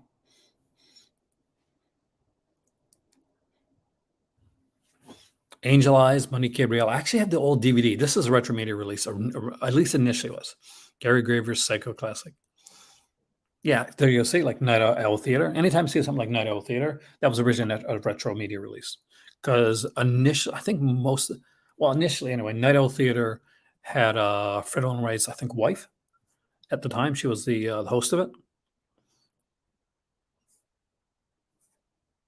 You can watch, they have titles that you can rent, like on Vimeo. Oh, one of the companies that I worked with, that did some reviews for, until I gave a bad review to one of the releases, and then they didn't ask me again. Not joking. That's where they would like send me like links through Vimeo, and I would watch through there. I didn't give it a like bad review either. I thought, I just said it could be slightly better. You gotta be honest. Like reviews, if you're doing a review, like one, it's okay to be grateful but still you got to be honest. You can't you lose all legitimacy if you still tell somebody that, okay, oh, this is fantastic just because you got a review copy of something. You got to be honest with it. So this is kind of neat. I actually like this, the Claw Killer bundle. So there were two of these initially. Is there still two? So yeah, there's this one right here, kind of badass skull one. See that? 5 left of that one, and the bloody helmet has 5 left on that one too. I know it's pretty makeshift, but super cheesy fun.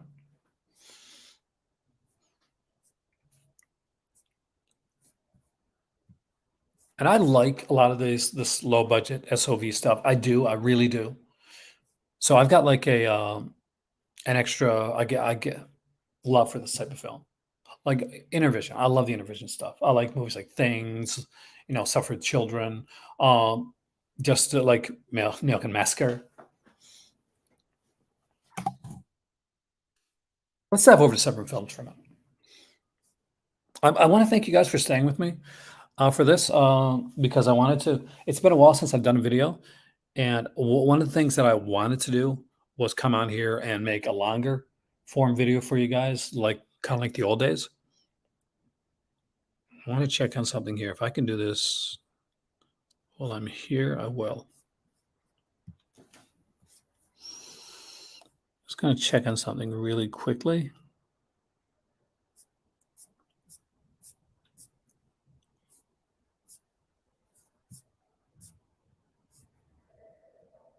It looks like I have to convert it. It's too bad. I was going to show you guys a clip from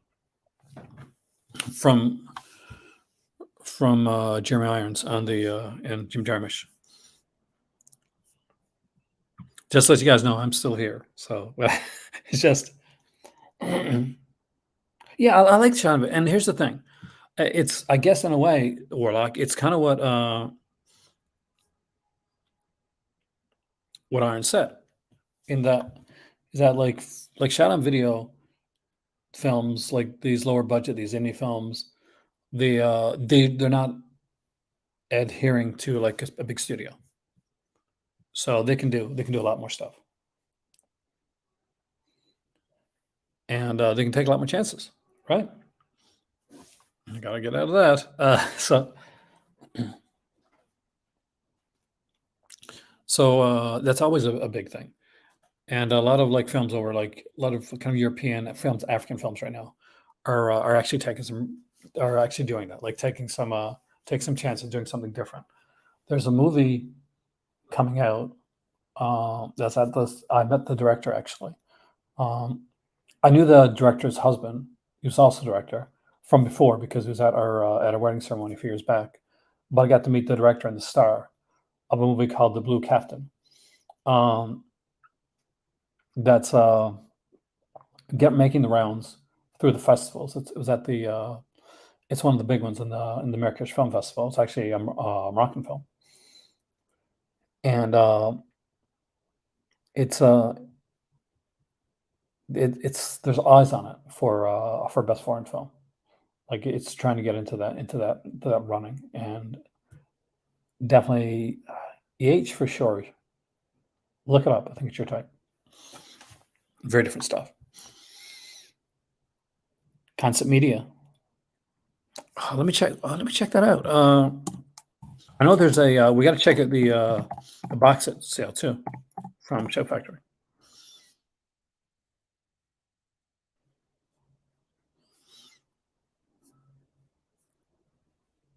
Animal Inside.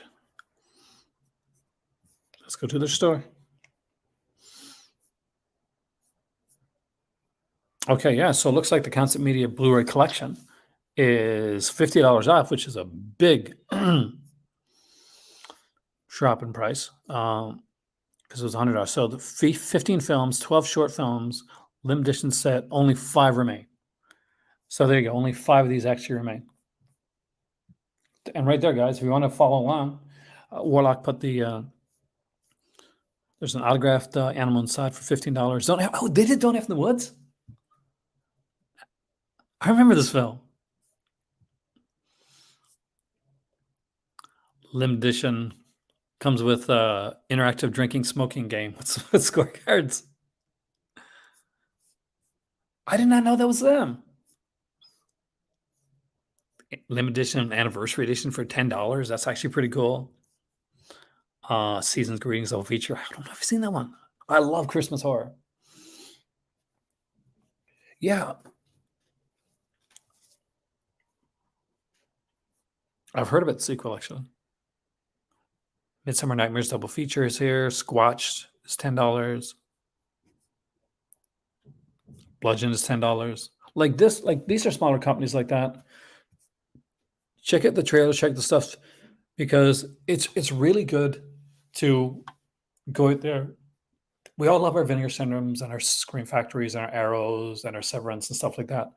But it's the smaller companies like MakeFlix and Concept Media that we really, unfortunately, that end up going like sometimes by the wayside because we don't, they don't get enough support. So I definitely recommend like checking them out, supporting companies like this. I know Slasher Studios. Um, I was sent the complete works of Slasher Studios by a viewer, and I it blew my mind. I actually loved it.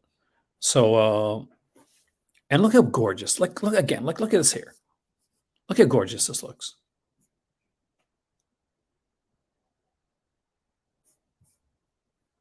Who would want to have that on their shelf? Like in all seriousness, does that look nice? Even if the movies are like cheesy exploitation type stuff, and you're kind of like, oh, I'm not quite sure if I want to have like the Don't F in the Woods like showing on my shelf like that. My mom's coming over. There you go. Look, you got it in a very snazzy, cool looking Concept Media. There are so many. Like was the Gold Ninja is another one, another company that does a lot of stuff like this. But let's look at one of the big companies out there. They have a box set sale going on, and I'm hoping I'm going to find it through here because sometimes this page isn't working. What the hell? Hey guys, is Shout Factory working for you guys? Did Shout Factory's page go down? No, not Shout Factory TV.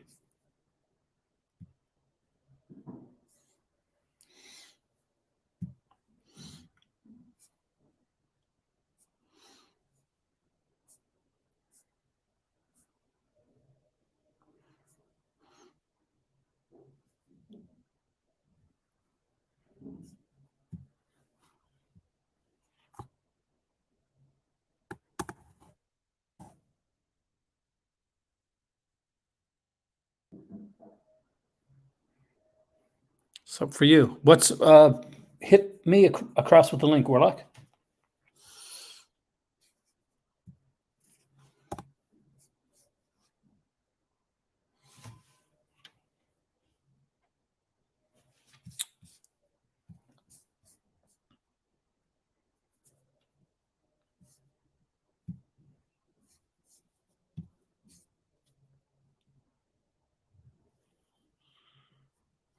I don't have a VPN on this computer, actually.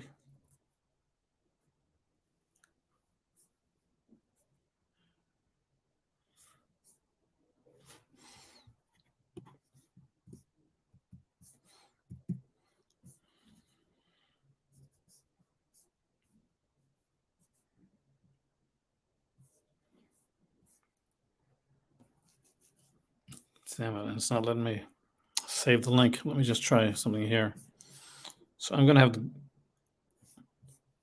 go to Safari.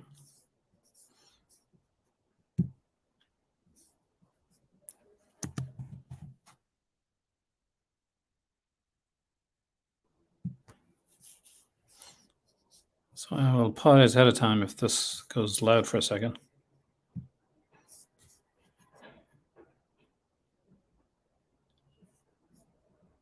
Copy link.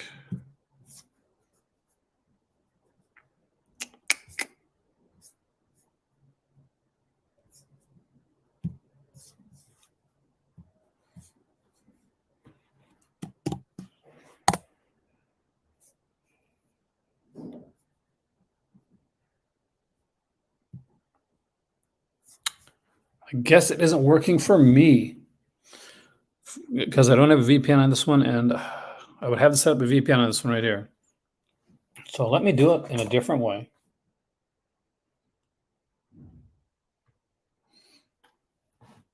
So Showed Factory, you suck. I can't believe they do that.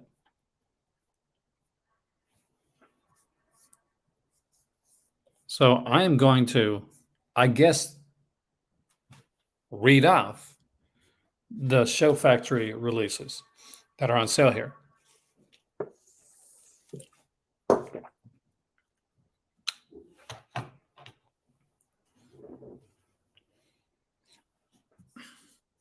So I'm going to put me on screen for a second, but don't worry, I'm going to go off screen again when we do the Severin stuff. All right. So get this, guys. Shout Factory is the only company that you can't get to outside of regions you can buy them in. That is mind-blowingly awful. It really, really is. That is bad. That is bad business. I do have a VPN on my other computer here, so we can check through here. So we have M. Costello, the Complete Universal Pictures Collection, and that one is $101.99 American. Not a bad price, but it should actually be a little bit lower. B. The Beginning Ultimate Collection is $72. Bill and Ted's Most Excellent Collection is $29.98. Not bad for that one, actually. $26 for the Complete Billy Jack Collection. Good price on that one. Captain's Collection is $44.99. Kind of mad price for that one. The Critters Collection at $29.98 is a recommendation for me right out of the gate. Kind of the Western Civilization Collection, $35.99. Recommendation for me. And I'm going to guess if DJ Anubis was here, he'd recommend it too, and so would Nico. Digimon Adventure Trilogy, try 6-film collection is $39.99. The Donuts collection, 5-film collection is actually really good for $24.74.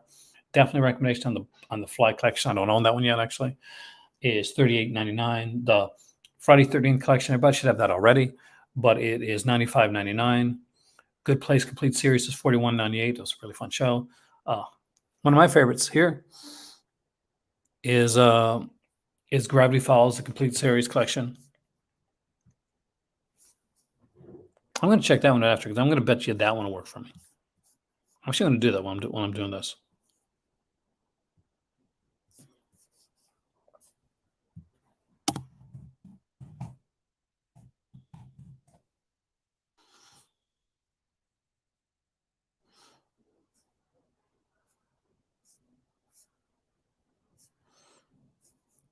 Is this the right? Am I on the right site?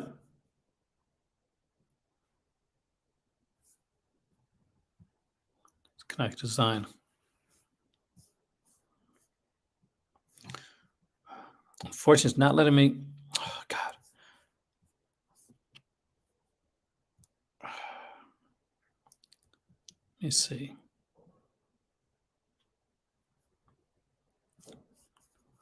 I'm trying to. The one thing that does kill me is that I'm trying to.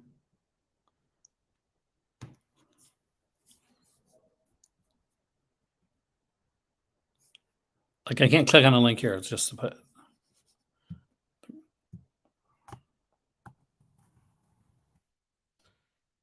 Connect.com and see it again.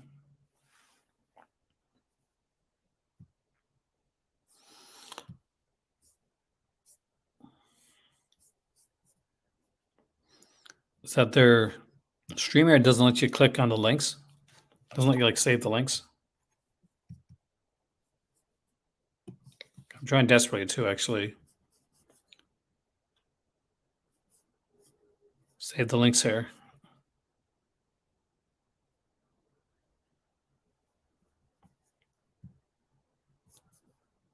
M sales SP. Okay, let's try that.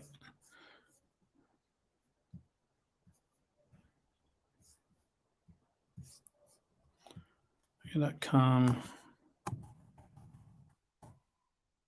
and sales ASP.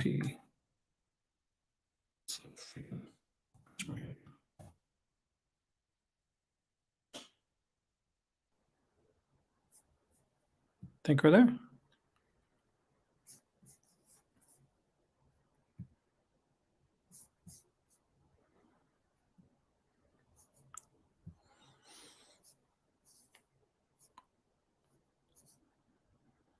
Can you send me the link through Facebook? Yeah, because you're on my Facebook. That way I can send it. I can save it. Actually, let me just try it through here. Through my YouTube. I'm not thinking that before. Well, duh. Just gotta go live and watch myself.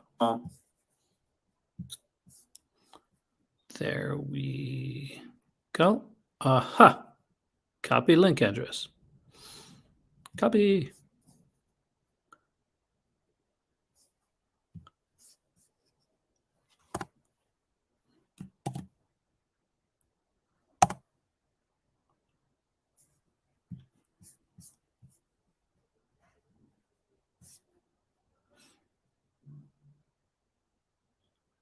It's just coming up as a blank page for me.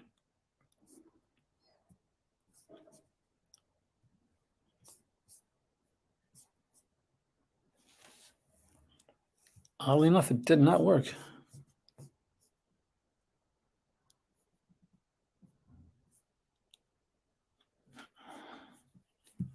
Link address.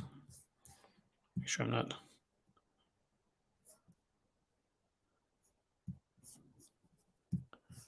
Here we go. We try again.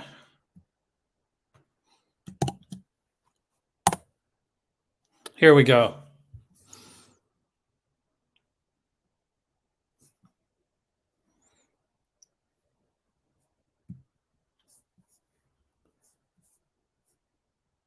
So we got like $5 totals here. We got Backwoods Bubba. We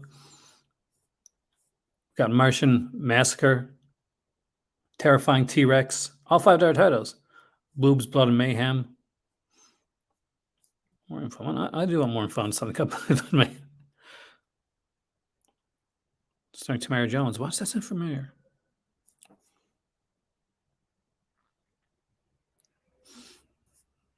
We got both in Blu-ray and DVD for DVD. So look, so for the Backwoods Bubba, it's $5 for the DVD. It's $5 for the Blu-ray. Terrifying T-Rex, same thing, $5 for the Blu-ray or DVD.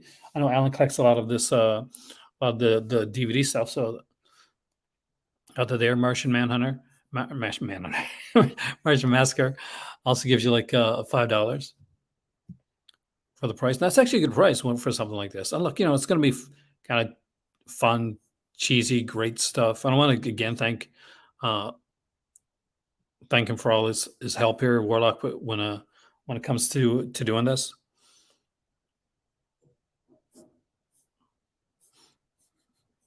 Waspville collecting funds in Indiegogo right now. You feel free, Warlock, if you want to. You can link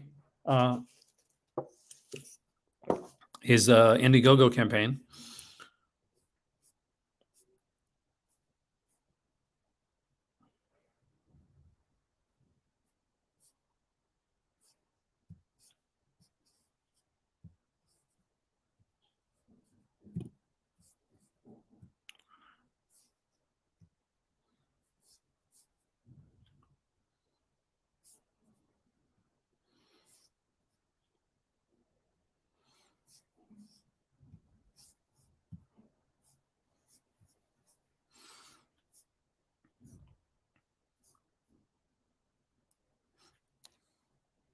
There you go, guys. That's the Indiegogo campaign for Waspzilla. Oh, the for those that picked up, and I'm sure a lot of you guys did, ordered the new documentary In Search of Darkness 3. That's coming out soon for at the end of November, I think, for the digital copy of it, which I will be reviewing here on the channel. If you want to help out like an indie guy, there you go, right there.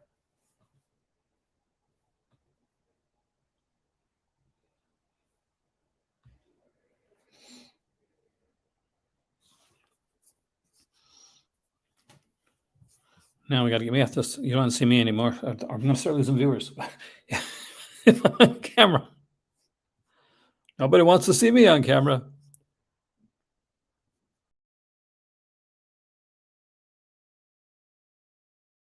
Hit the wrong way. We'll lose audio if we do that.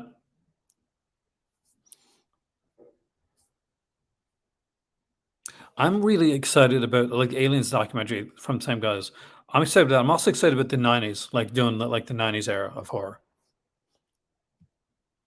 I guess I'll read out the rest of the Chef Factory titles, even though they don't deserve it. After Gravity Falls, definite recommendation on that one. Oh God Collection is also a cool one. The Omen Collection is really good. The Panache Collection is definitely a recommendation on both those. Recommendation on Street Fighter Collection. I'm not going to go through everything. Definite recommendation on the Larry Fesson Collection. I can't get it because I'm not in the United States, so you only get those there. Universal Horror Collections were extremely well done. And DVD box set wise, Beetlejuice for sure. On the Family, hell yeah. Bob Newhart's here. The Colbys. I would still buy the Colbys. I know EH probably has. I love the Colbys. Captain Scarlet, Facts of Life, Fireball XL5. My better half will buy that. G.I. Joe collection we got, because of course we do. Homicide, Life on Streets are really loved. The Heart to Heart collection, yes. Thank you. Joe 90 is here. Mask is here. Mary Hartman, which a lot of you guys, if you've seen the movie, God, what's it called again? Blood. Oh my God, come on. The Arrow film. That's not cranberry sauce. I'm not sure how to take that. He's more a cookie.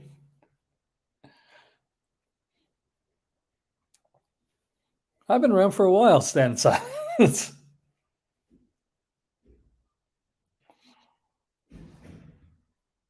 I'm the original Michael Caine. I do love Michael. He's a really nice guy. I'm super good at the television collection. I like having on channel too. Definitely for that one.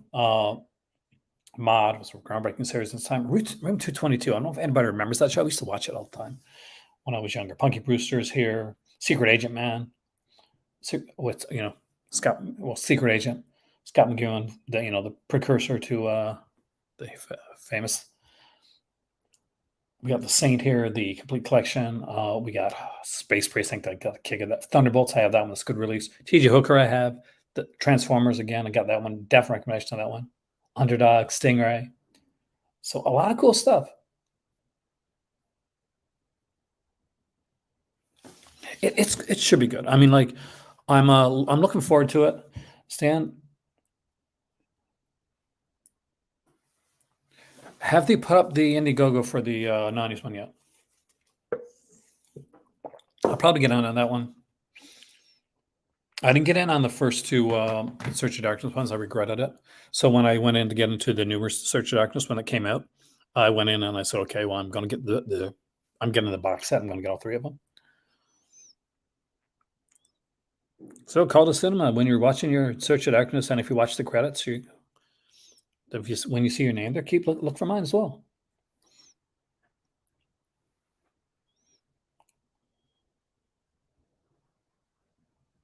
Anchor Bay worked the best, really. Wow. So we got some nice stuff here. We'll look at this really quickly. The box sets that are the bundles that are out there are going to be gone during the sale. We got the Bruno Mattei bundle right here, Double Target, Cop Game, and Born to Fight. My better half. It's her type. She would love that. For anybody that like is French or is French speaking, she actually picked up. No, I'm not going to say. When I do my call to comics, I will do that. Warlock, I'm doing the call to comics when my better half comes back from France. So I will let you know ahead of time because I know you like get in on those. We got the Fall and the Terror bundle here with the Changeling, Dracula versus Frankenstein getting a single release. My Grandpa's a Vampire. Oh yeah, like as you know, normally it should. I'm gonna probably. Should I take some footage of the site beforehand?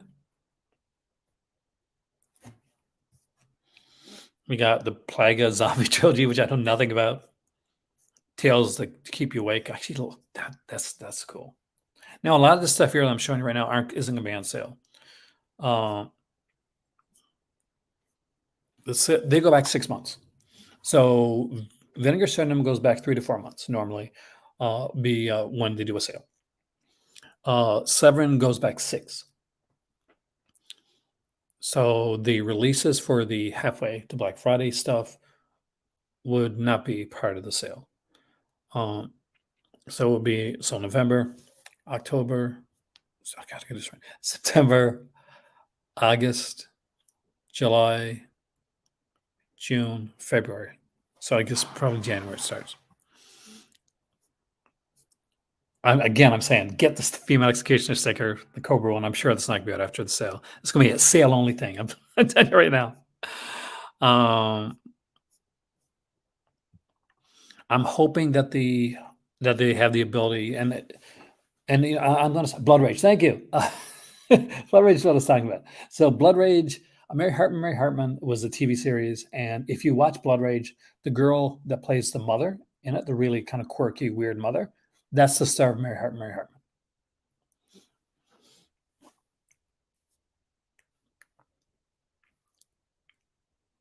I love Blood Rage, by the way.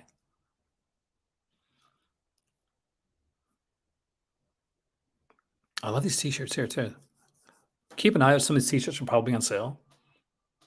Oh God, look at this. They do such good T-shirts. Look at this here. Word the year 2072. Don't go in the house. I love that T-shirt. It's only small here right now, unfortunately. And I just know a small is going to fit me. Like medium will fit me. I can fit into a small. Like I've got like a BAM T-shirt from RoboWar. It was a small, and I didn't think it was going to fit me, and it has. And I'm not sure if any of you guys have noticed or not. Probably because I haven't been on camera very much. But I've been like on the go a lot, and what that has meant, even though I've been eating a lot more of the not so good for me foods, I've lost weight. Not like bad, but like I lost probably needed weight. Well, that had to be amazing. I would love to have seen that Toronto HorrorCon, Severin, Synapse, and Vinegar. You know how much money I would have spent there, Warlock? And it wouldn't have been just been me either. Like I'd been picking up stuff. Hind would have been picking up all of Severin's like Italian like action releases. She would have grabbed those. She would have waited around. What would have happened? This is how it goes. This is how it normally goes. She says, "You get what you want. I'm not going to get anything." And then I'll pick up a few things and I won't get as much as I actually want because I want her to pick up stuff. Um, and then she'll say, "Are you sure?" And I'll pick up a couple other things. I'm like, "Okay." Then I'll go over what I was originally going to spend. And then she'll be like, "I can't miss out on these things." So she'll pick up some titles that she likes too. And before we come back with a bunch of stuff. It happened when we went to the Montreal uh, Comic Con and the horror con that was there at the time, and Troma was there. So for you Troma fans out there, um, I was there. I was at Troma's table talking to Troma and everybody every night, and to the point where they were like, him was tired. So the guy that was manning the table, he was actually in a couple of their films too. This is usually the way it works with Troma. And he went over, he got a seat for him to sit down because he knew I was going to be looking for a while. And then when Lloyd Kaufman came, like I was talking to him for a minute, I was just talking to I was talking to my better half a lot but he said, you've bought the most anybody's ever bought at a convention of Troma releases. I'm like, I have sickness. But it's true, I did actually buy to that point anyway, about the most Troma releases. Beast and Heat for the documentary alone, definitely worth it. You only saw Blood Rage for the first time this year? Oh, that's cool though. It's such a cool one. Did you like it?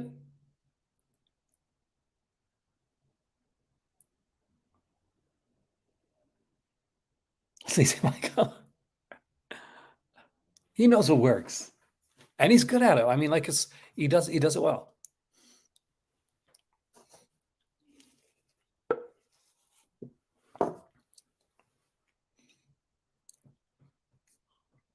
I worry about being too dry, stand in silence. Speaking of sleazy, they got a big sleazy double feature right here by Jack Weiss.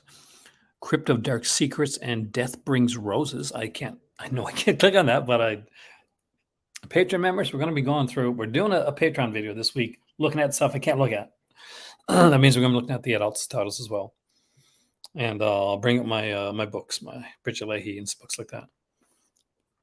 As I do recommend the Bridget Leahy book, even though I can't do much of it on camera. Black Candles, a lot of nudity in that one, by the way. It's Jose Larraz, but it's definitely like the rancher side of Jose Larraz. Definitely recommendation. House on the Edge of the Park. I really like this movie. I don't have this version. I got like two versions of it. I don't think I can upgrade a third time. And I know, I will say that right now, not everybody's gonna like the House on the Edge of the Park. I personally think that as far as that type of movie goes, A House on the Edge of the Park is probably one of the better ones, constructed ones for me. Night of the Demons, which my better half initially was very interested in until she saw the the statue, and then she lost all interest in it. Well, that's the thing. People will go along with the. I think people use the term "so bad it's good," and I've used it before too. So I'm not going to lie there. Um, when they want to like kind of say, when they want to like not give, they don't want to feel bad about the movie that they liked. But yeah, people should like what they like. Blood Rage is. I mean, like there's a What's Shadow Woods copy of that one? Now the Shadow Woods one takes out a lot of the violence and stuff, and because that was the more truncated version of the film. It's good if you got it. I got the limited edition, so I have it on there. But the one your virgin watched is probably the best version. Blood and Pit of Horror with Mickey Haggerty. Mickey Haggerty's dad from she's from Law & Order SVU. Strong recommendation on that one right there. Night the Demon. I love to get some of these novelizations. I like the Cruel Jaws novelization. Super sleazy, but I liked it. Don't Go in the House. Again, I have the soundtrack to this from Hellingwolf Records. Wall, really nice guy. Super easy to get along with, and sent me a bunch of stuff to review, and it's just incredible stuff. The Gunman Toad. I seen about Probably not, and not as bad as that was going to be. All or Nothing. It's a Mike Leigh film. Mike Leigh films are fantastic. Mike Leigh is a fantastic director. Now, is he an exploitation director that some people that go to Vinegar Syndrome and Severin are going uh, to to get into? Maybe not.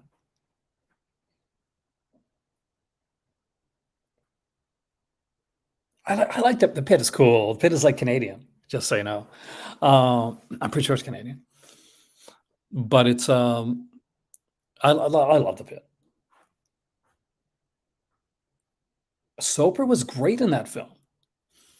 Like, he stood out in that movie. Like, I love the girl from Mary Hartman. I think she did a fantastic job playing this, like, quirky, weird character from, like, like, when I think of the movie Blood Rage, uh, and I think of the mom of Blood Rage, the only thing that I can think that remotely kind of comes around to what it is the girl from, the girl from Sleepaway Camp, the first one. Remember she just recently passed away, the aunt from Sleepaway Camp. Um, so she's it's like she's in a different movie. She's got this kind of weird, kitschy, quirkiness to her, and it's like infectious and almost hypnotic to watch her on the screen.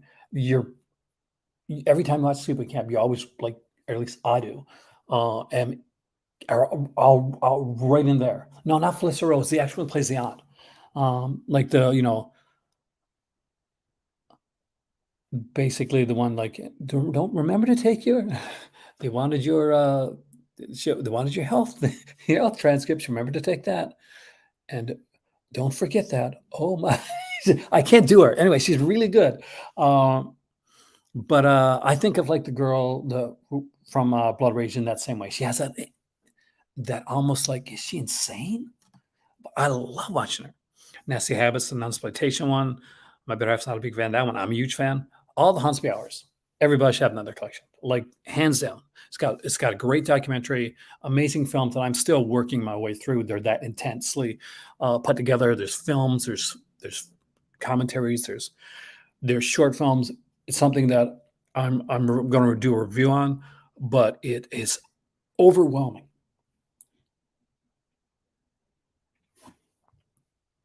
Blood Rage is just such an underrated film. I mean, like, I just love it. And isn't it great to have like a very good like Thanksgiving horror film that's not Thanksgiving? Let me check something. Be right back.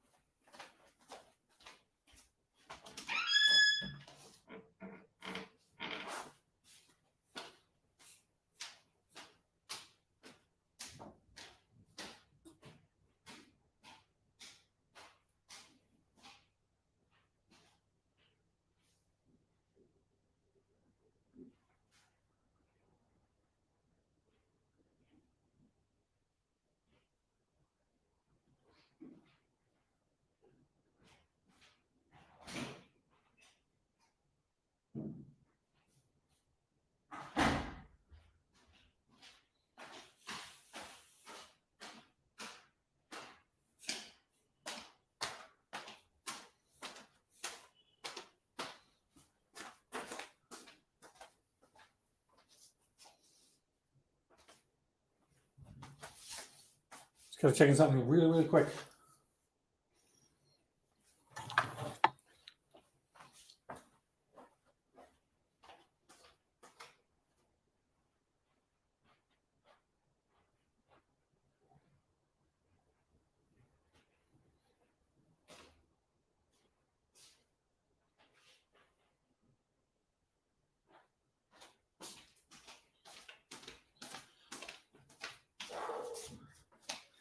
There you are. Oh my God. Here we go. So I was looking for my kitty cat. She wasn't in her normal spot. So I looked around. I checked all the chairs. I checked the doors. I knew she was on the camera at the beginning. And needless to say, I was worried, like where she'd gotten to, what what happened, and I just found it just as I was about to sit down. I was freaking out. It's about ready to just finish this video and go searching. And then I saw her peeking out. Think Arrow had a lackluster year? Well, the Shasco box, I think, really helped save Arrow. We only got 5 Severin releases. What do you got? Blood Farms Day of the Am is really good. Bloody Moon's actually cool. I waited on Bloody Moon because I expect Bloody Moon to get 4K, though it hasn't yet. There's some great stuff here, like this one here. This Franco Noir, actually good. Just Franco Films. We got Midnight here. Not my favorite. Not sure if that had to be pretty cheap to upgrade it. Oh, got a story to you. We were living in St. John's, and at the time we had 5 cats. All of those, unfortunately, which have passed away now. Their last one passed away at the age of 18, Mr. Hubert, which you saw in a lot of my videos. So the workers had come to our house, and they were not good at closing doors. And I had a couple arguments with them about closing the door. So I go around and I noticed that the back door had been left open by them, and the front door as well. Now all these are indoor cats; they could not survive outside. So I managed to find 4 cats. The 5th is missing, and the 5th cat was named Scaredy, which is my better half. So was her favorite cat at the time. So just a short story, guys. Basically, I tell her, I said, okay, I don't want you to freak out. She was out of town at a convention. And I said, but I found 4 of the cats. When I got home, they were, because I was working too, they had the doors left open. And she was like, let me know. She said, because if not, I'm coming home. And if I can't find that 5th cat, if I can't find Scaredy, if I can't find him, I will burn that motherfucker's house down. And I can tell you right now, there was no humor in what she was saying. She was 100% dead serious. This was her cat. And if he had got anything that like to happen to that cat, in all honesty, I would not want to be that guy. Anyway, short story. Sorry for that. But yeah, it's a lot of great releases here. Standing to check out from Severin, basically based on the type of stuff that you like too. Day of the Animals, Grizzly's really good. I'm guessing you got Grizzly if you're picking up Day of the Animals. Grizzly's a great release. So don't recommend Grizzly 2 though. Endgame. I like if you like the post-apocalyptic stuff, like me and my better half do. Endgame, Rares of Atlantis. It's good. The Jess Franco stuff, I'm a huge fan of. So I got a lot of these stuff. Black Boots, Leather Whip. I've got, of course, House of Lost Women. Some really cool stuff. I can't hit on them because they're gonna have nudity there. Okay, what? Birdemic. Everybody gets Birdemic. Blood and Flesh. Okay, Flesh is really good. Did you get the Blu-ray Felicity? Because the Blu-ray has like the other 2 films on there. She Killed Nextly was fantastic. If you got She Killed Nextly, I recommend Vampire Lesbos. It's almost as good. I think She Killed Nextly is a slightly better, but no, actually, I'll reverse that. She Killed Nextly is really good. Vampire Lesbos is just a little bit better.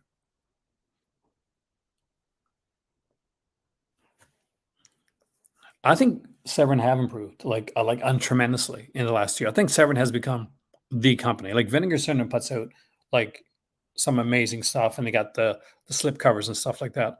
But as it comes for like challenging releases that have been putting out stuff that really hits on a lot of different levels, I think Severin has done it, and may have done it like just a little better than Vinegar Syndrome has, because you can't. You can kind of guess a bit when it comes to Vinegar Syndrome, like in the style of the release that they do. And I don't mean that in a bad way. I mean that like in a complimentary way, but also in a complimentary way. Severin has really kind of like upped their game. In the last year and a half, the last 2 years, really, Severin has just gone. I don't think Severin's got niche anymore. I mean, like look at it this way. Severin's got the, if you want the director box sets, Al Adamson or the really cheesy stuff, Sean, then that's there. If you want like a totally mainstream film like Overboard, or you want like a Criterion style movie like a Michael Lee film, that's there. If you want like a unique slasher film like Cannibal Man, you got that. You want like a kind of a Canadian style, like different film that's actually really good. Siege is there. Siege, by the way, I really recommend Siege. Yeah, like kind of the bloody stuff, like Skin Deep. Yeah, then you'll have the Euro Crypt Christopher Lee, which I have like kind of the cheesy Euro stuff.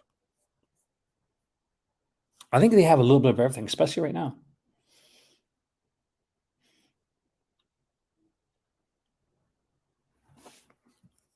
Like it's a company that put out Sansa Sangre. Um, and Alex Iglesias, like Perdido Durango and Day of the Beast, and yet still put out stuff like Nosferatu in Venice and Scream the Streets.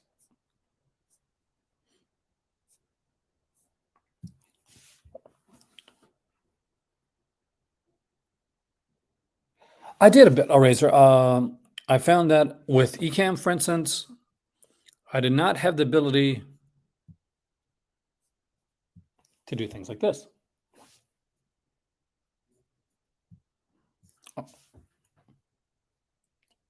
Now, I am using the free version of StreamYard right now because we've had some, like, honestly, financially on the channel, it's been a bit rough. But so eventually I made a deal with my better half. And when it goes through, then we'll do that.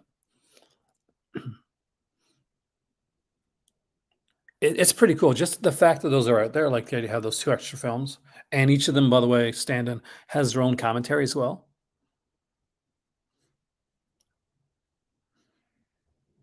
Yeah, like I think like when you're looking into like a lot of different like movie categories, like Severin is definitely like definitely the way to go. Like they'll take some older stuff, they'll take some newer stuff. Like now that being said, no, you're never gonna have me say, well, Vinegar Synapse not. I don't want to get into that Vinegar Syndrome stuff. No, like there's great stuff. Vinegar Syndrome's doing great stuff, great box work, great featurettes, stuff like that. If there's one place that I'd say Vinegar Syndrome, like Severin right now, is beating Vinegar Syndrome, it's in their box sets and in their production of documentaries. Because David Gregory is really, really good at documentaries. And Severin has one very special, shining uh, gem right now. And that would be Kayla Janice. Anytime you see Kayla Janice's name on something, you know you should pick it up.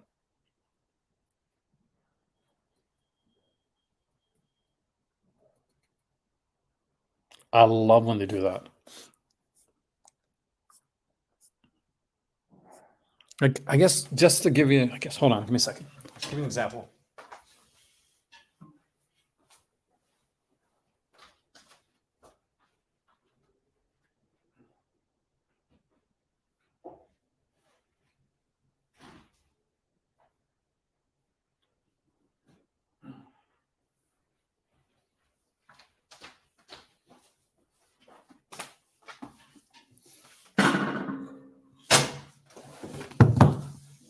Oh, ouch! I hurt my arm. I got to do this right, so I got to be careful.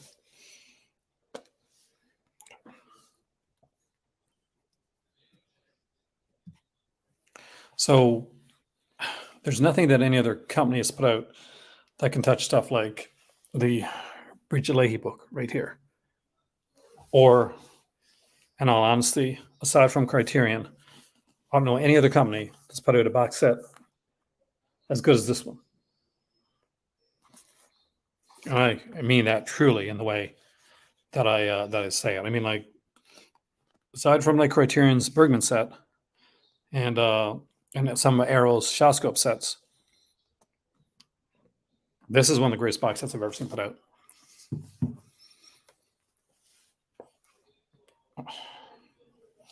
God, I'm trying to find a page in this book to show you guys. That doesn't have nudity on it.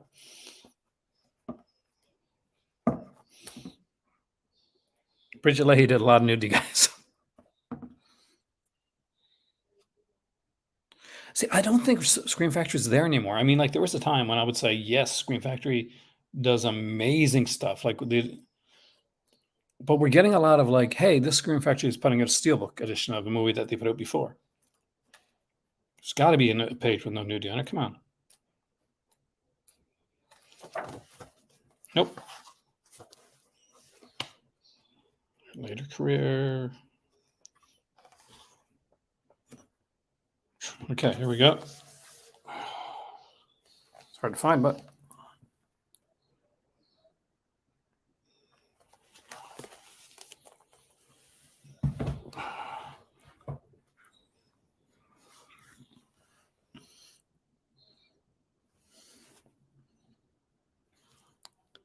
I didn't care limited edition of The Beast Must Die. Excellent. Haven't seen it yet.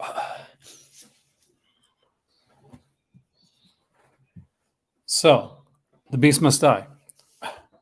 Stand in Silence. The Beast Must Die is a movie I saw when I was really young. What you should know, and one of the reasons that a lot of people watch The Beast Must Die initially was, well, one was for the cast. It was a really good, like, genre cast in The Beast Must Die. But mostly, they have this gimmick called the werewolf minute.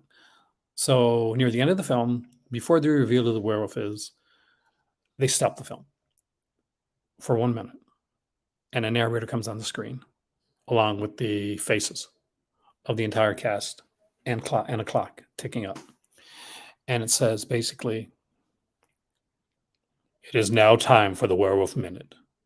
Did you figure out who the werewolf was? You have 1 minute before we reveal the shocking, So anyway, it's fun, man. I enjoy the heck out of it. Scream Factory relying too much on re-releases over the past year. They had so many quality problems too. I've noticed that recently, unfortunately. I still like a lot of what Scream Factory does. What is that hit? Desiree de Cousteau is one of my favorites, actually. I 100% recommend, agree with you on that. Love stuff like that. Me too. If I was making a film, just so you know, there would definitely be stuff like the werewolf minute in there, because I am the type of guy that I'm William Castling up. And if I ever make a film, gimmicks, that's happened. If I ever made a mystery, just like Werewolf Minute or Ellery Queen, there's a TV series back in the 70s called Ellery Queen. And it would stop like just before the solution would come up. So Ellery Queen knows the solution to the mystery. Do you? I would do that. I would 1,000,000% do that.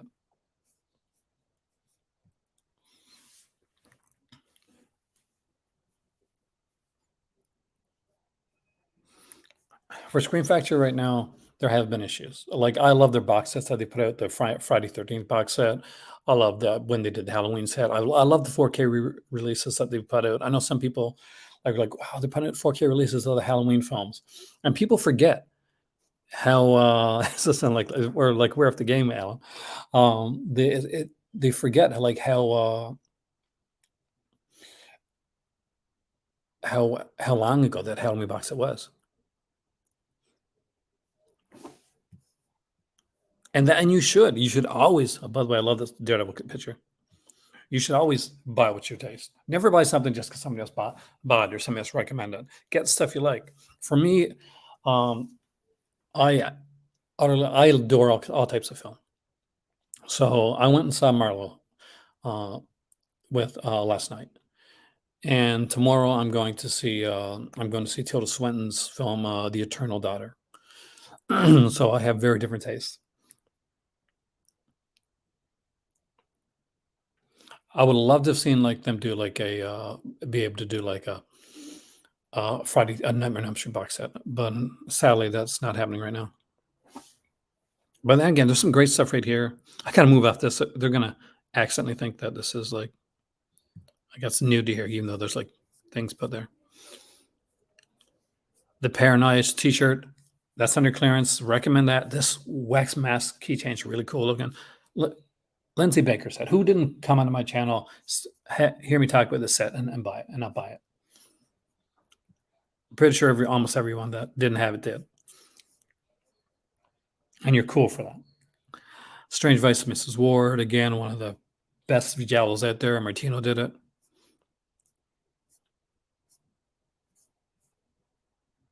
Cries of Pleasure. It's a good, like a Franco film. Not for everybody. I'm going to put it out to you that way. Jose, for instance, Much Chaos. He would not be in the Cries of Pleasure. Like, we definitely wouldn't. Michael, definitely be in Cries of Pleasure. Me and Michael both have like where the YouTubers on there that you're gonna know have both of those Jess Franco, Stephen Thorne books like on their library. Because it's just the type of stuff you like. Carnosaur box set, I would kill for that. I would love to see a Carnosaur box set.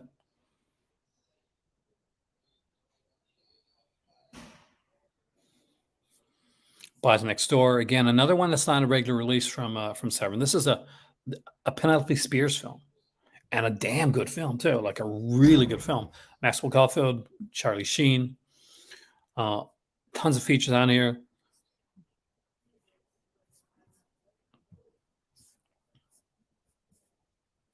Gwendolyn and the Perils in Land of the Yik Yak. The uncut version of the Werewolf in Girls Dormitory, very different than the actual cut version. Tilda Swinton's one of those actresses, well, one of those people that would say she acts in movies, but she doesn't consider herself an actress. She just kind of fell into it. She's brilliant at it. And I think it was Jim Jarmusch, I think, that said that basically said, like he worked with Tilda, and he's like, she says, she's one of those people that, like David Bowie, to quote him, basically David Bowie says, well, I'm not a musician, not a pop musician. It's just kind of what I do. And Tilda Swinton's the same way. She's not an actress. She's just what she does. I'm actually looking forward to The Eternal Daughter. Killer Crocodile right there, 1, 2. 1, 2, right? 2-disc edition. See, 1, yeah, 1, 2. I love the fact they do these pins. I love to see like Vinegar Syndrome do some of these enamel pins.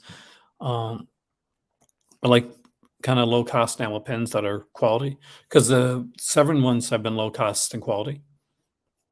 Night Killer, everybody, you need Night Killer in your collection. She kind of looks like Bowie. Yeah, she has that kind of. Tilda Swinton has a kind of that androgyny like look to her that kind of that Bowie has. I'm from the 80s. So we're, it was androgynous whole thing. Robot War, actually got a kick of that one. I've never seen two Tilda Swinton. She's really good. Tilda Swinton's a great actress.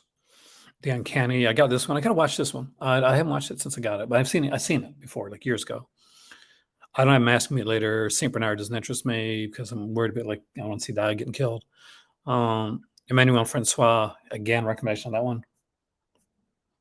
Death Warmed Up, cool little splatter film. It's gonna be interesting to see, like, some of these here SRP really like at like $30. So that means like something like Death Warmed Up, for instance, like standard edition, if you want to get that, it's going to cost you $15. Any Black Friday deals on omnibuses? We'll be going through that. Actually, I'm going to do a call to comics, Fraser. I'm glad you mentioned that, because I mentioned at the beginning of the video. I'm going to do a call to comics soon. My better half's in Paris right now. She's gone to see her friend, and so she saw her sister today and last night. So she went walking around Paris, and she found the street, and on the street there's a whole bunch of shops, like all geek shops, all comic shops, all geeky comic shops. That's what the street is pretty much. You'd love it, Razor. I'd love it, and I want to go there. I really want to go there. And so she went in there and she took some videos and stuff like that. And she asked me if there's anything that I wanted. And there was. So I'm doing an unboxing. It'll be in English from a comic shop in Paris. yeah, next week. So keep an eye out for that, and we'll look at the Black Friday deals for omnibuses. I haven't seen anything come up yet, but we'll definitely be looking at that. Our editions are it's damn straight. I would love to have like some of the artist editions are really expensive. But has anybody ever gotten like a short like, little dive in Comic Town for those that don't mind? Uh, don't get demonized. There's no nudity on that, thankfully. Oh, demonetized. I'm going to get demonetized all the time. So I'm going to be doing my live video next week at 3 o'clock in the morning, at 6 o'clock in the morning. So if you want to help out and like actually, guys, and actually like donate or super chat, 1,000,000% like love it.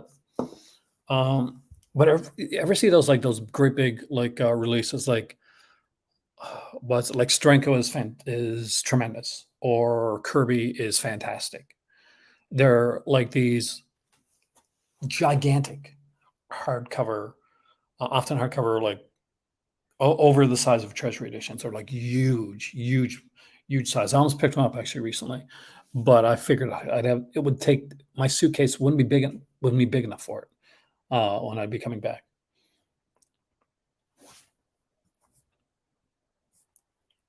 All Crows of Giallo, I definitely recommend that one. Great documentary. Jack the Ripper's really good. Skinner, strong recommendation that one. But do I have anything here? Do I have anything? Let's do it quick. I'm going to do quick Amazon.com for you guys.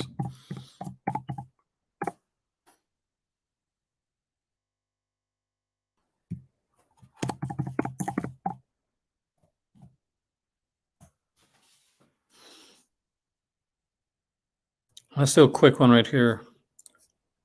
Well, if you don't have Flash by Mark Waid, this one's really expensive here in Canada.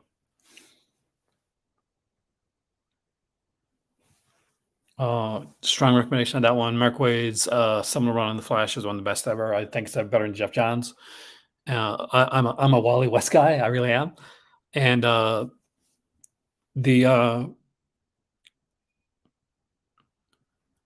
want something a little bit darker? I was in a bad spot when Mark Waid's Flash was coming around, like a really bad spot, and I was feeling not too good about myself. And I picked up while Return of Barry Allen Part One. My one of my uncles had passed away, and it was one that helped raise me. And I think that picking up Return of Barry Allen Part One and like really liking it kept me around to see Part Two. So that's I guess the best recommendation I give you. Skinner's a really good one to get.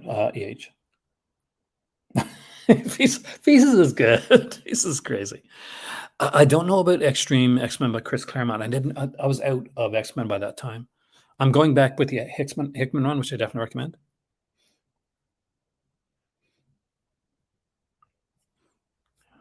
Peter Parker's Protection. These are all more expensive. I'm not saying it's American Man, but should have there. Animal Man Omnibus, $63. American. There's no reason not to have that. Like 100%, no reason not to have that. This is peak, top tier of comic writing right here. Secret Wars is a smaller one, so I can see that one being cheaper. No, I don't want. I have an Apple Watch. Why do I want to fit? But Star Wars by Jason Aaron. This one, along with Kieran Gillen's Darth Vader. If you like Star Wars, both of those should be on your shelf.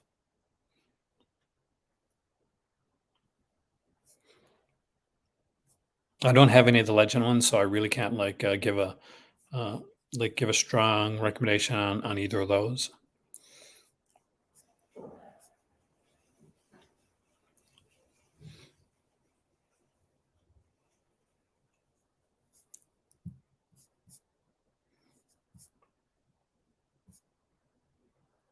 Moon Knight for 65, yes. Aquaman by Jeff Johns for $47. No brainer.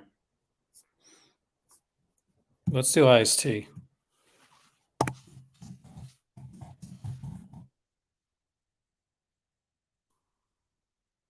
So if you're in the United States, this is going to be something's going to be interesting to you. So hopefully, just watch. I just lost people because I went to the and talking about the comic stuff. I always lose people when I talk about the comic stuff. That's how I find out who actually likes my channel, and and people who are just here for like just some things. Ultimates is at $54. Grayson's at 50. Do they have any sales up here? Let's check their clearance. The Crime does not pay. $24. Yes, hardcover.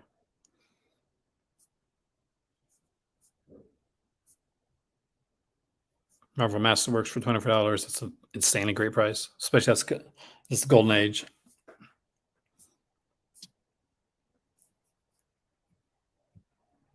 Let's go to Marvel and we'll go to and we'll look at the omnibus stuff.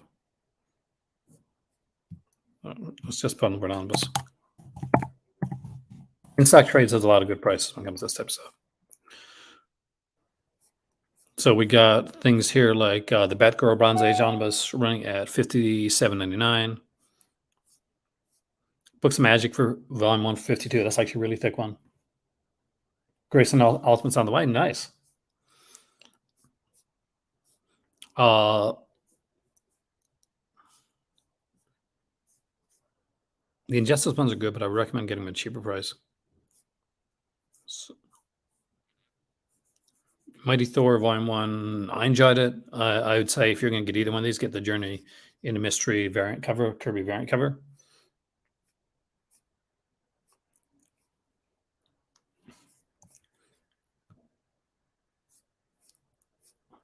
New Teen Titans, they've re-released, they've redone like a reprint of the first New Teen Titans. I want them to get to the Terror one.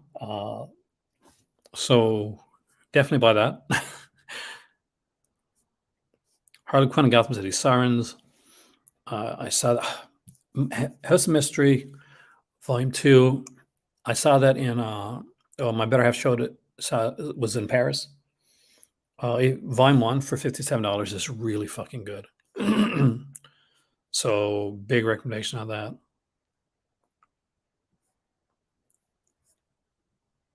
The Fantastic Fours at $50 are really, really good too. This one here is Batman: The Golden Age Omnibus Volume 3. It's $43. Is a really good price. It was on at what's the name of it? Zavvi a while back for like for $20. But that didn't last very long.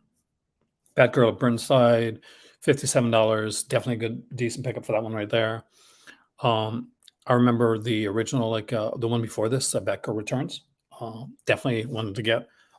There's a website that I buy my omnibuses from, like the kind of the. I won't mention right now, but it's like they have like cheaper ones, but they only have like 1 or 2 copies. And I was like so excited because they had like Batgirl Returns for like $49 and they had Canadian, and they had Scott Snyder's Batman run and Greg Capullo's Batman Volume 1 for $39. I got excited. I told my mom, I said, okay, I want these for Christmas. And by the time I got off the phone with my mom, because she was at Coors at the time, so she couldn't pick them up, they were sold at some prick had bought them. So I said, okay, there's a couple others I can get. And within like an hour later, the other ones I wanted were gone too. So it was kind of almost like when my better half like showed me this comic shop, I was kind of blown away. But I should get back to this here. For those that weren't here at the beginning, 101 Films is having a black label sale. I'll probably end off on this one tonight. Rock and Roll High School, The Brain, Snowtown, Last Broadcast. For those that don't know,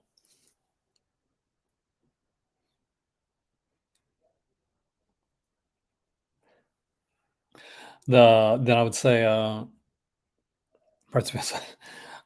But there's some really good releases here. This is 101 Films version of Buzz Next Door, by the way. It's got a cool, if you know my channel, then you know I love music, and I grew up like listening to a lot of like synth and punk and stuff like that. So the Buzz Next Door, this is kind of a punk aesthetic to it. I like the way that it's done here. Your booklet features are a load of features here. Again, recommendation, and not to miss out on the regular edition stuff. If you don't have it, this one right here, Rabbit. Buy it and the other Rabbit together, because you will get a Canucksploitation documentary. And with that, at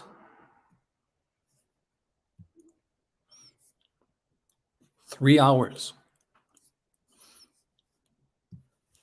I think we have done a good thing here. And if you are a fan of the channel, if you like the channel and you want to do so, please donate or super chat. It helps out, and it'll get this mallard taken out. If you want to take the mallard off my screen, then that's the way to do it.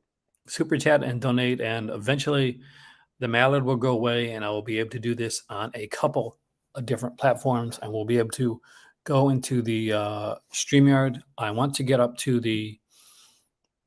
at least the basic plan, so I can have at least 10 people in a video here with me together and not have to worry about the overlays or recordings.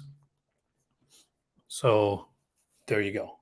Help with the channel, get the mallard taken off the screen.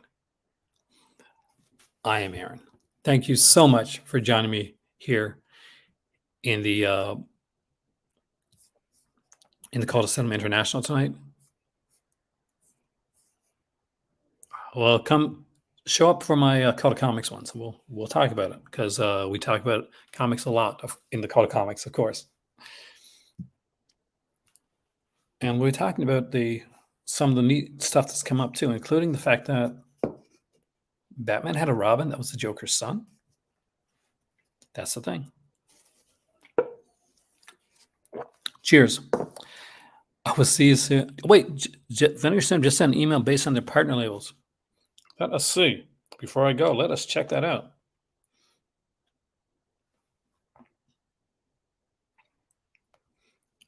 Let's read this. Are you ready, guys?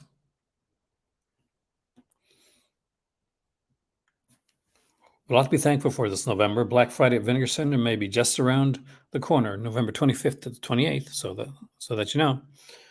But our partner label slate for the month is already on sale and includes heavy hitter house imports like Distant and Ilsa, the latest and final box set of Doris Wishman's films from our friends at AGFA, another shot-on-video mind melter from Saturn's Core with the cyberpunk opus The Good Book, a duo of music-focused films that defy expectation and genre placement. I Think We're Alone Now, a really good documentary, actually. Freaky. And The Icarus Line Must Die, a documentary on two of our greatest entertainers with Jane by Charlotte, a double dose of shot-on-film genre oddities newly restored for home video Minefield and Mind, Body, and Soul, a toe-tapping musical from Malaysia that finally makes its way to the U.S. with Sellout, and last but not least, a dark holiday comedy that's sure to put you in a Yuletide spirit with a acerbic white reindeer. There's something for everyone this month, and all these new partner label releases are shipping now, which will give you plenty to watch while waiting for your Black Friday orders to ship. By the way, if you want to get some of the label stuff, make sure the label stuff, some of the staff picks, get them now, because they are sending them out now, actually. And speaking of Black Friday, a friendly reminder that partner label titles with a release date prior to July of 2022 will be on sale with a 50% off during the sale, excluding any titles released via a prior distributor, which is a perfect opportunity to catch up on back catalog titles and slipcovers now in lower quantities, like Other Music and the Oregonian from Factory 25, Don't Let the Angels Fall from Canadian International Pictures, Sound and Fury from Altered Innocence, and the AGFA Trailer Horror Show from AGFA. See you again for Partners Only month in December with 13 new partner label releases, including one Vinegar Syndrome website exclusive, all on sale at 12:01 December 1st. And with that, I want to thank you, by the way, for letting me know that. Have a wonderful evening. I will see you guys soon. It is 9:17 here in Morocco. And as always, I'll give you the weather update, which is 16 degrees. A little bit chillier here tonight. Have a great evening.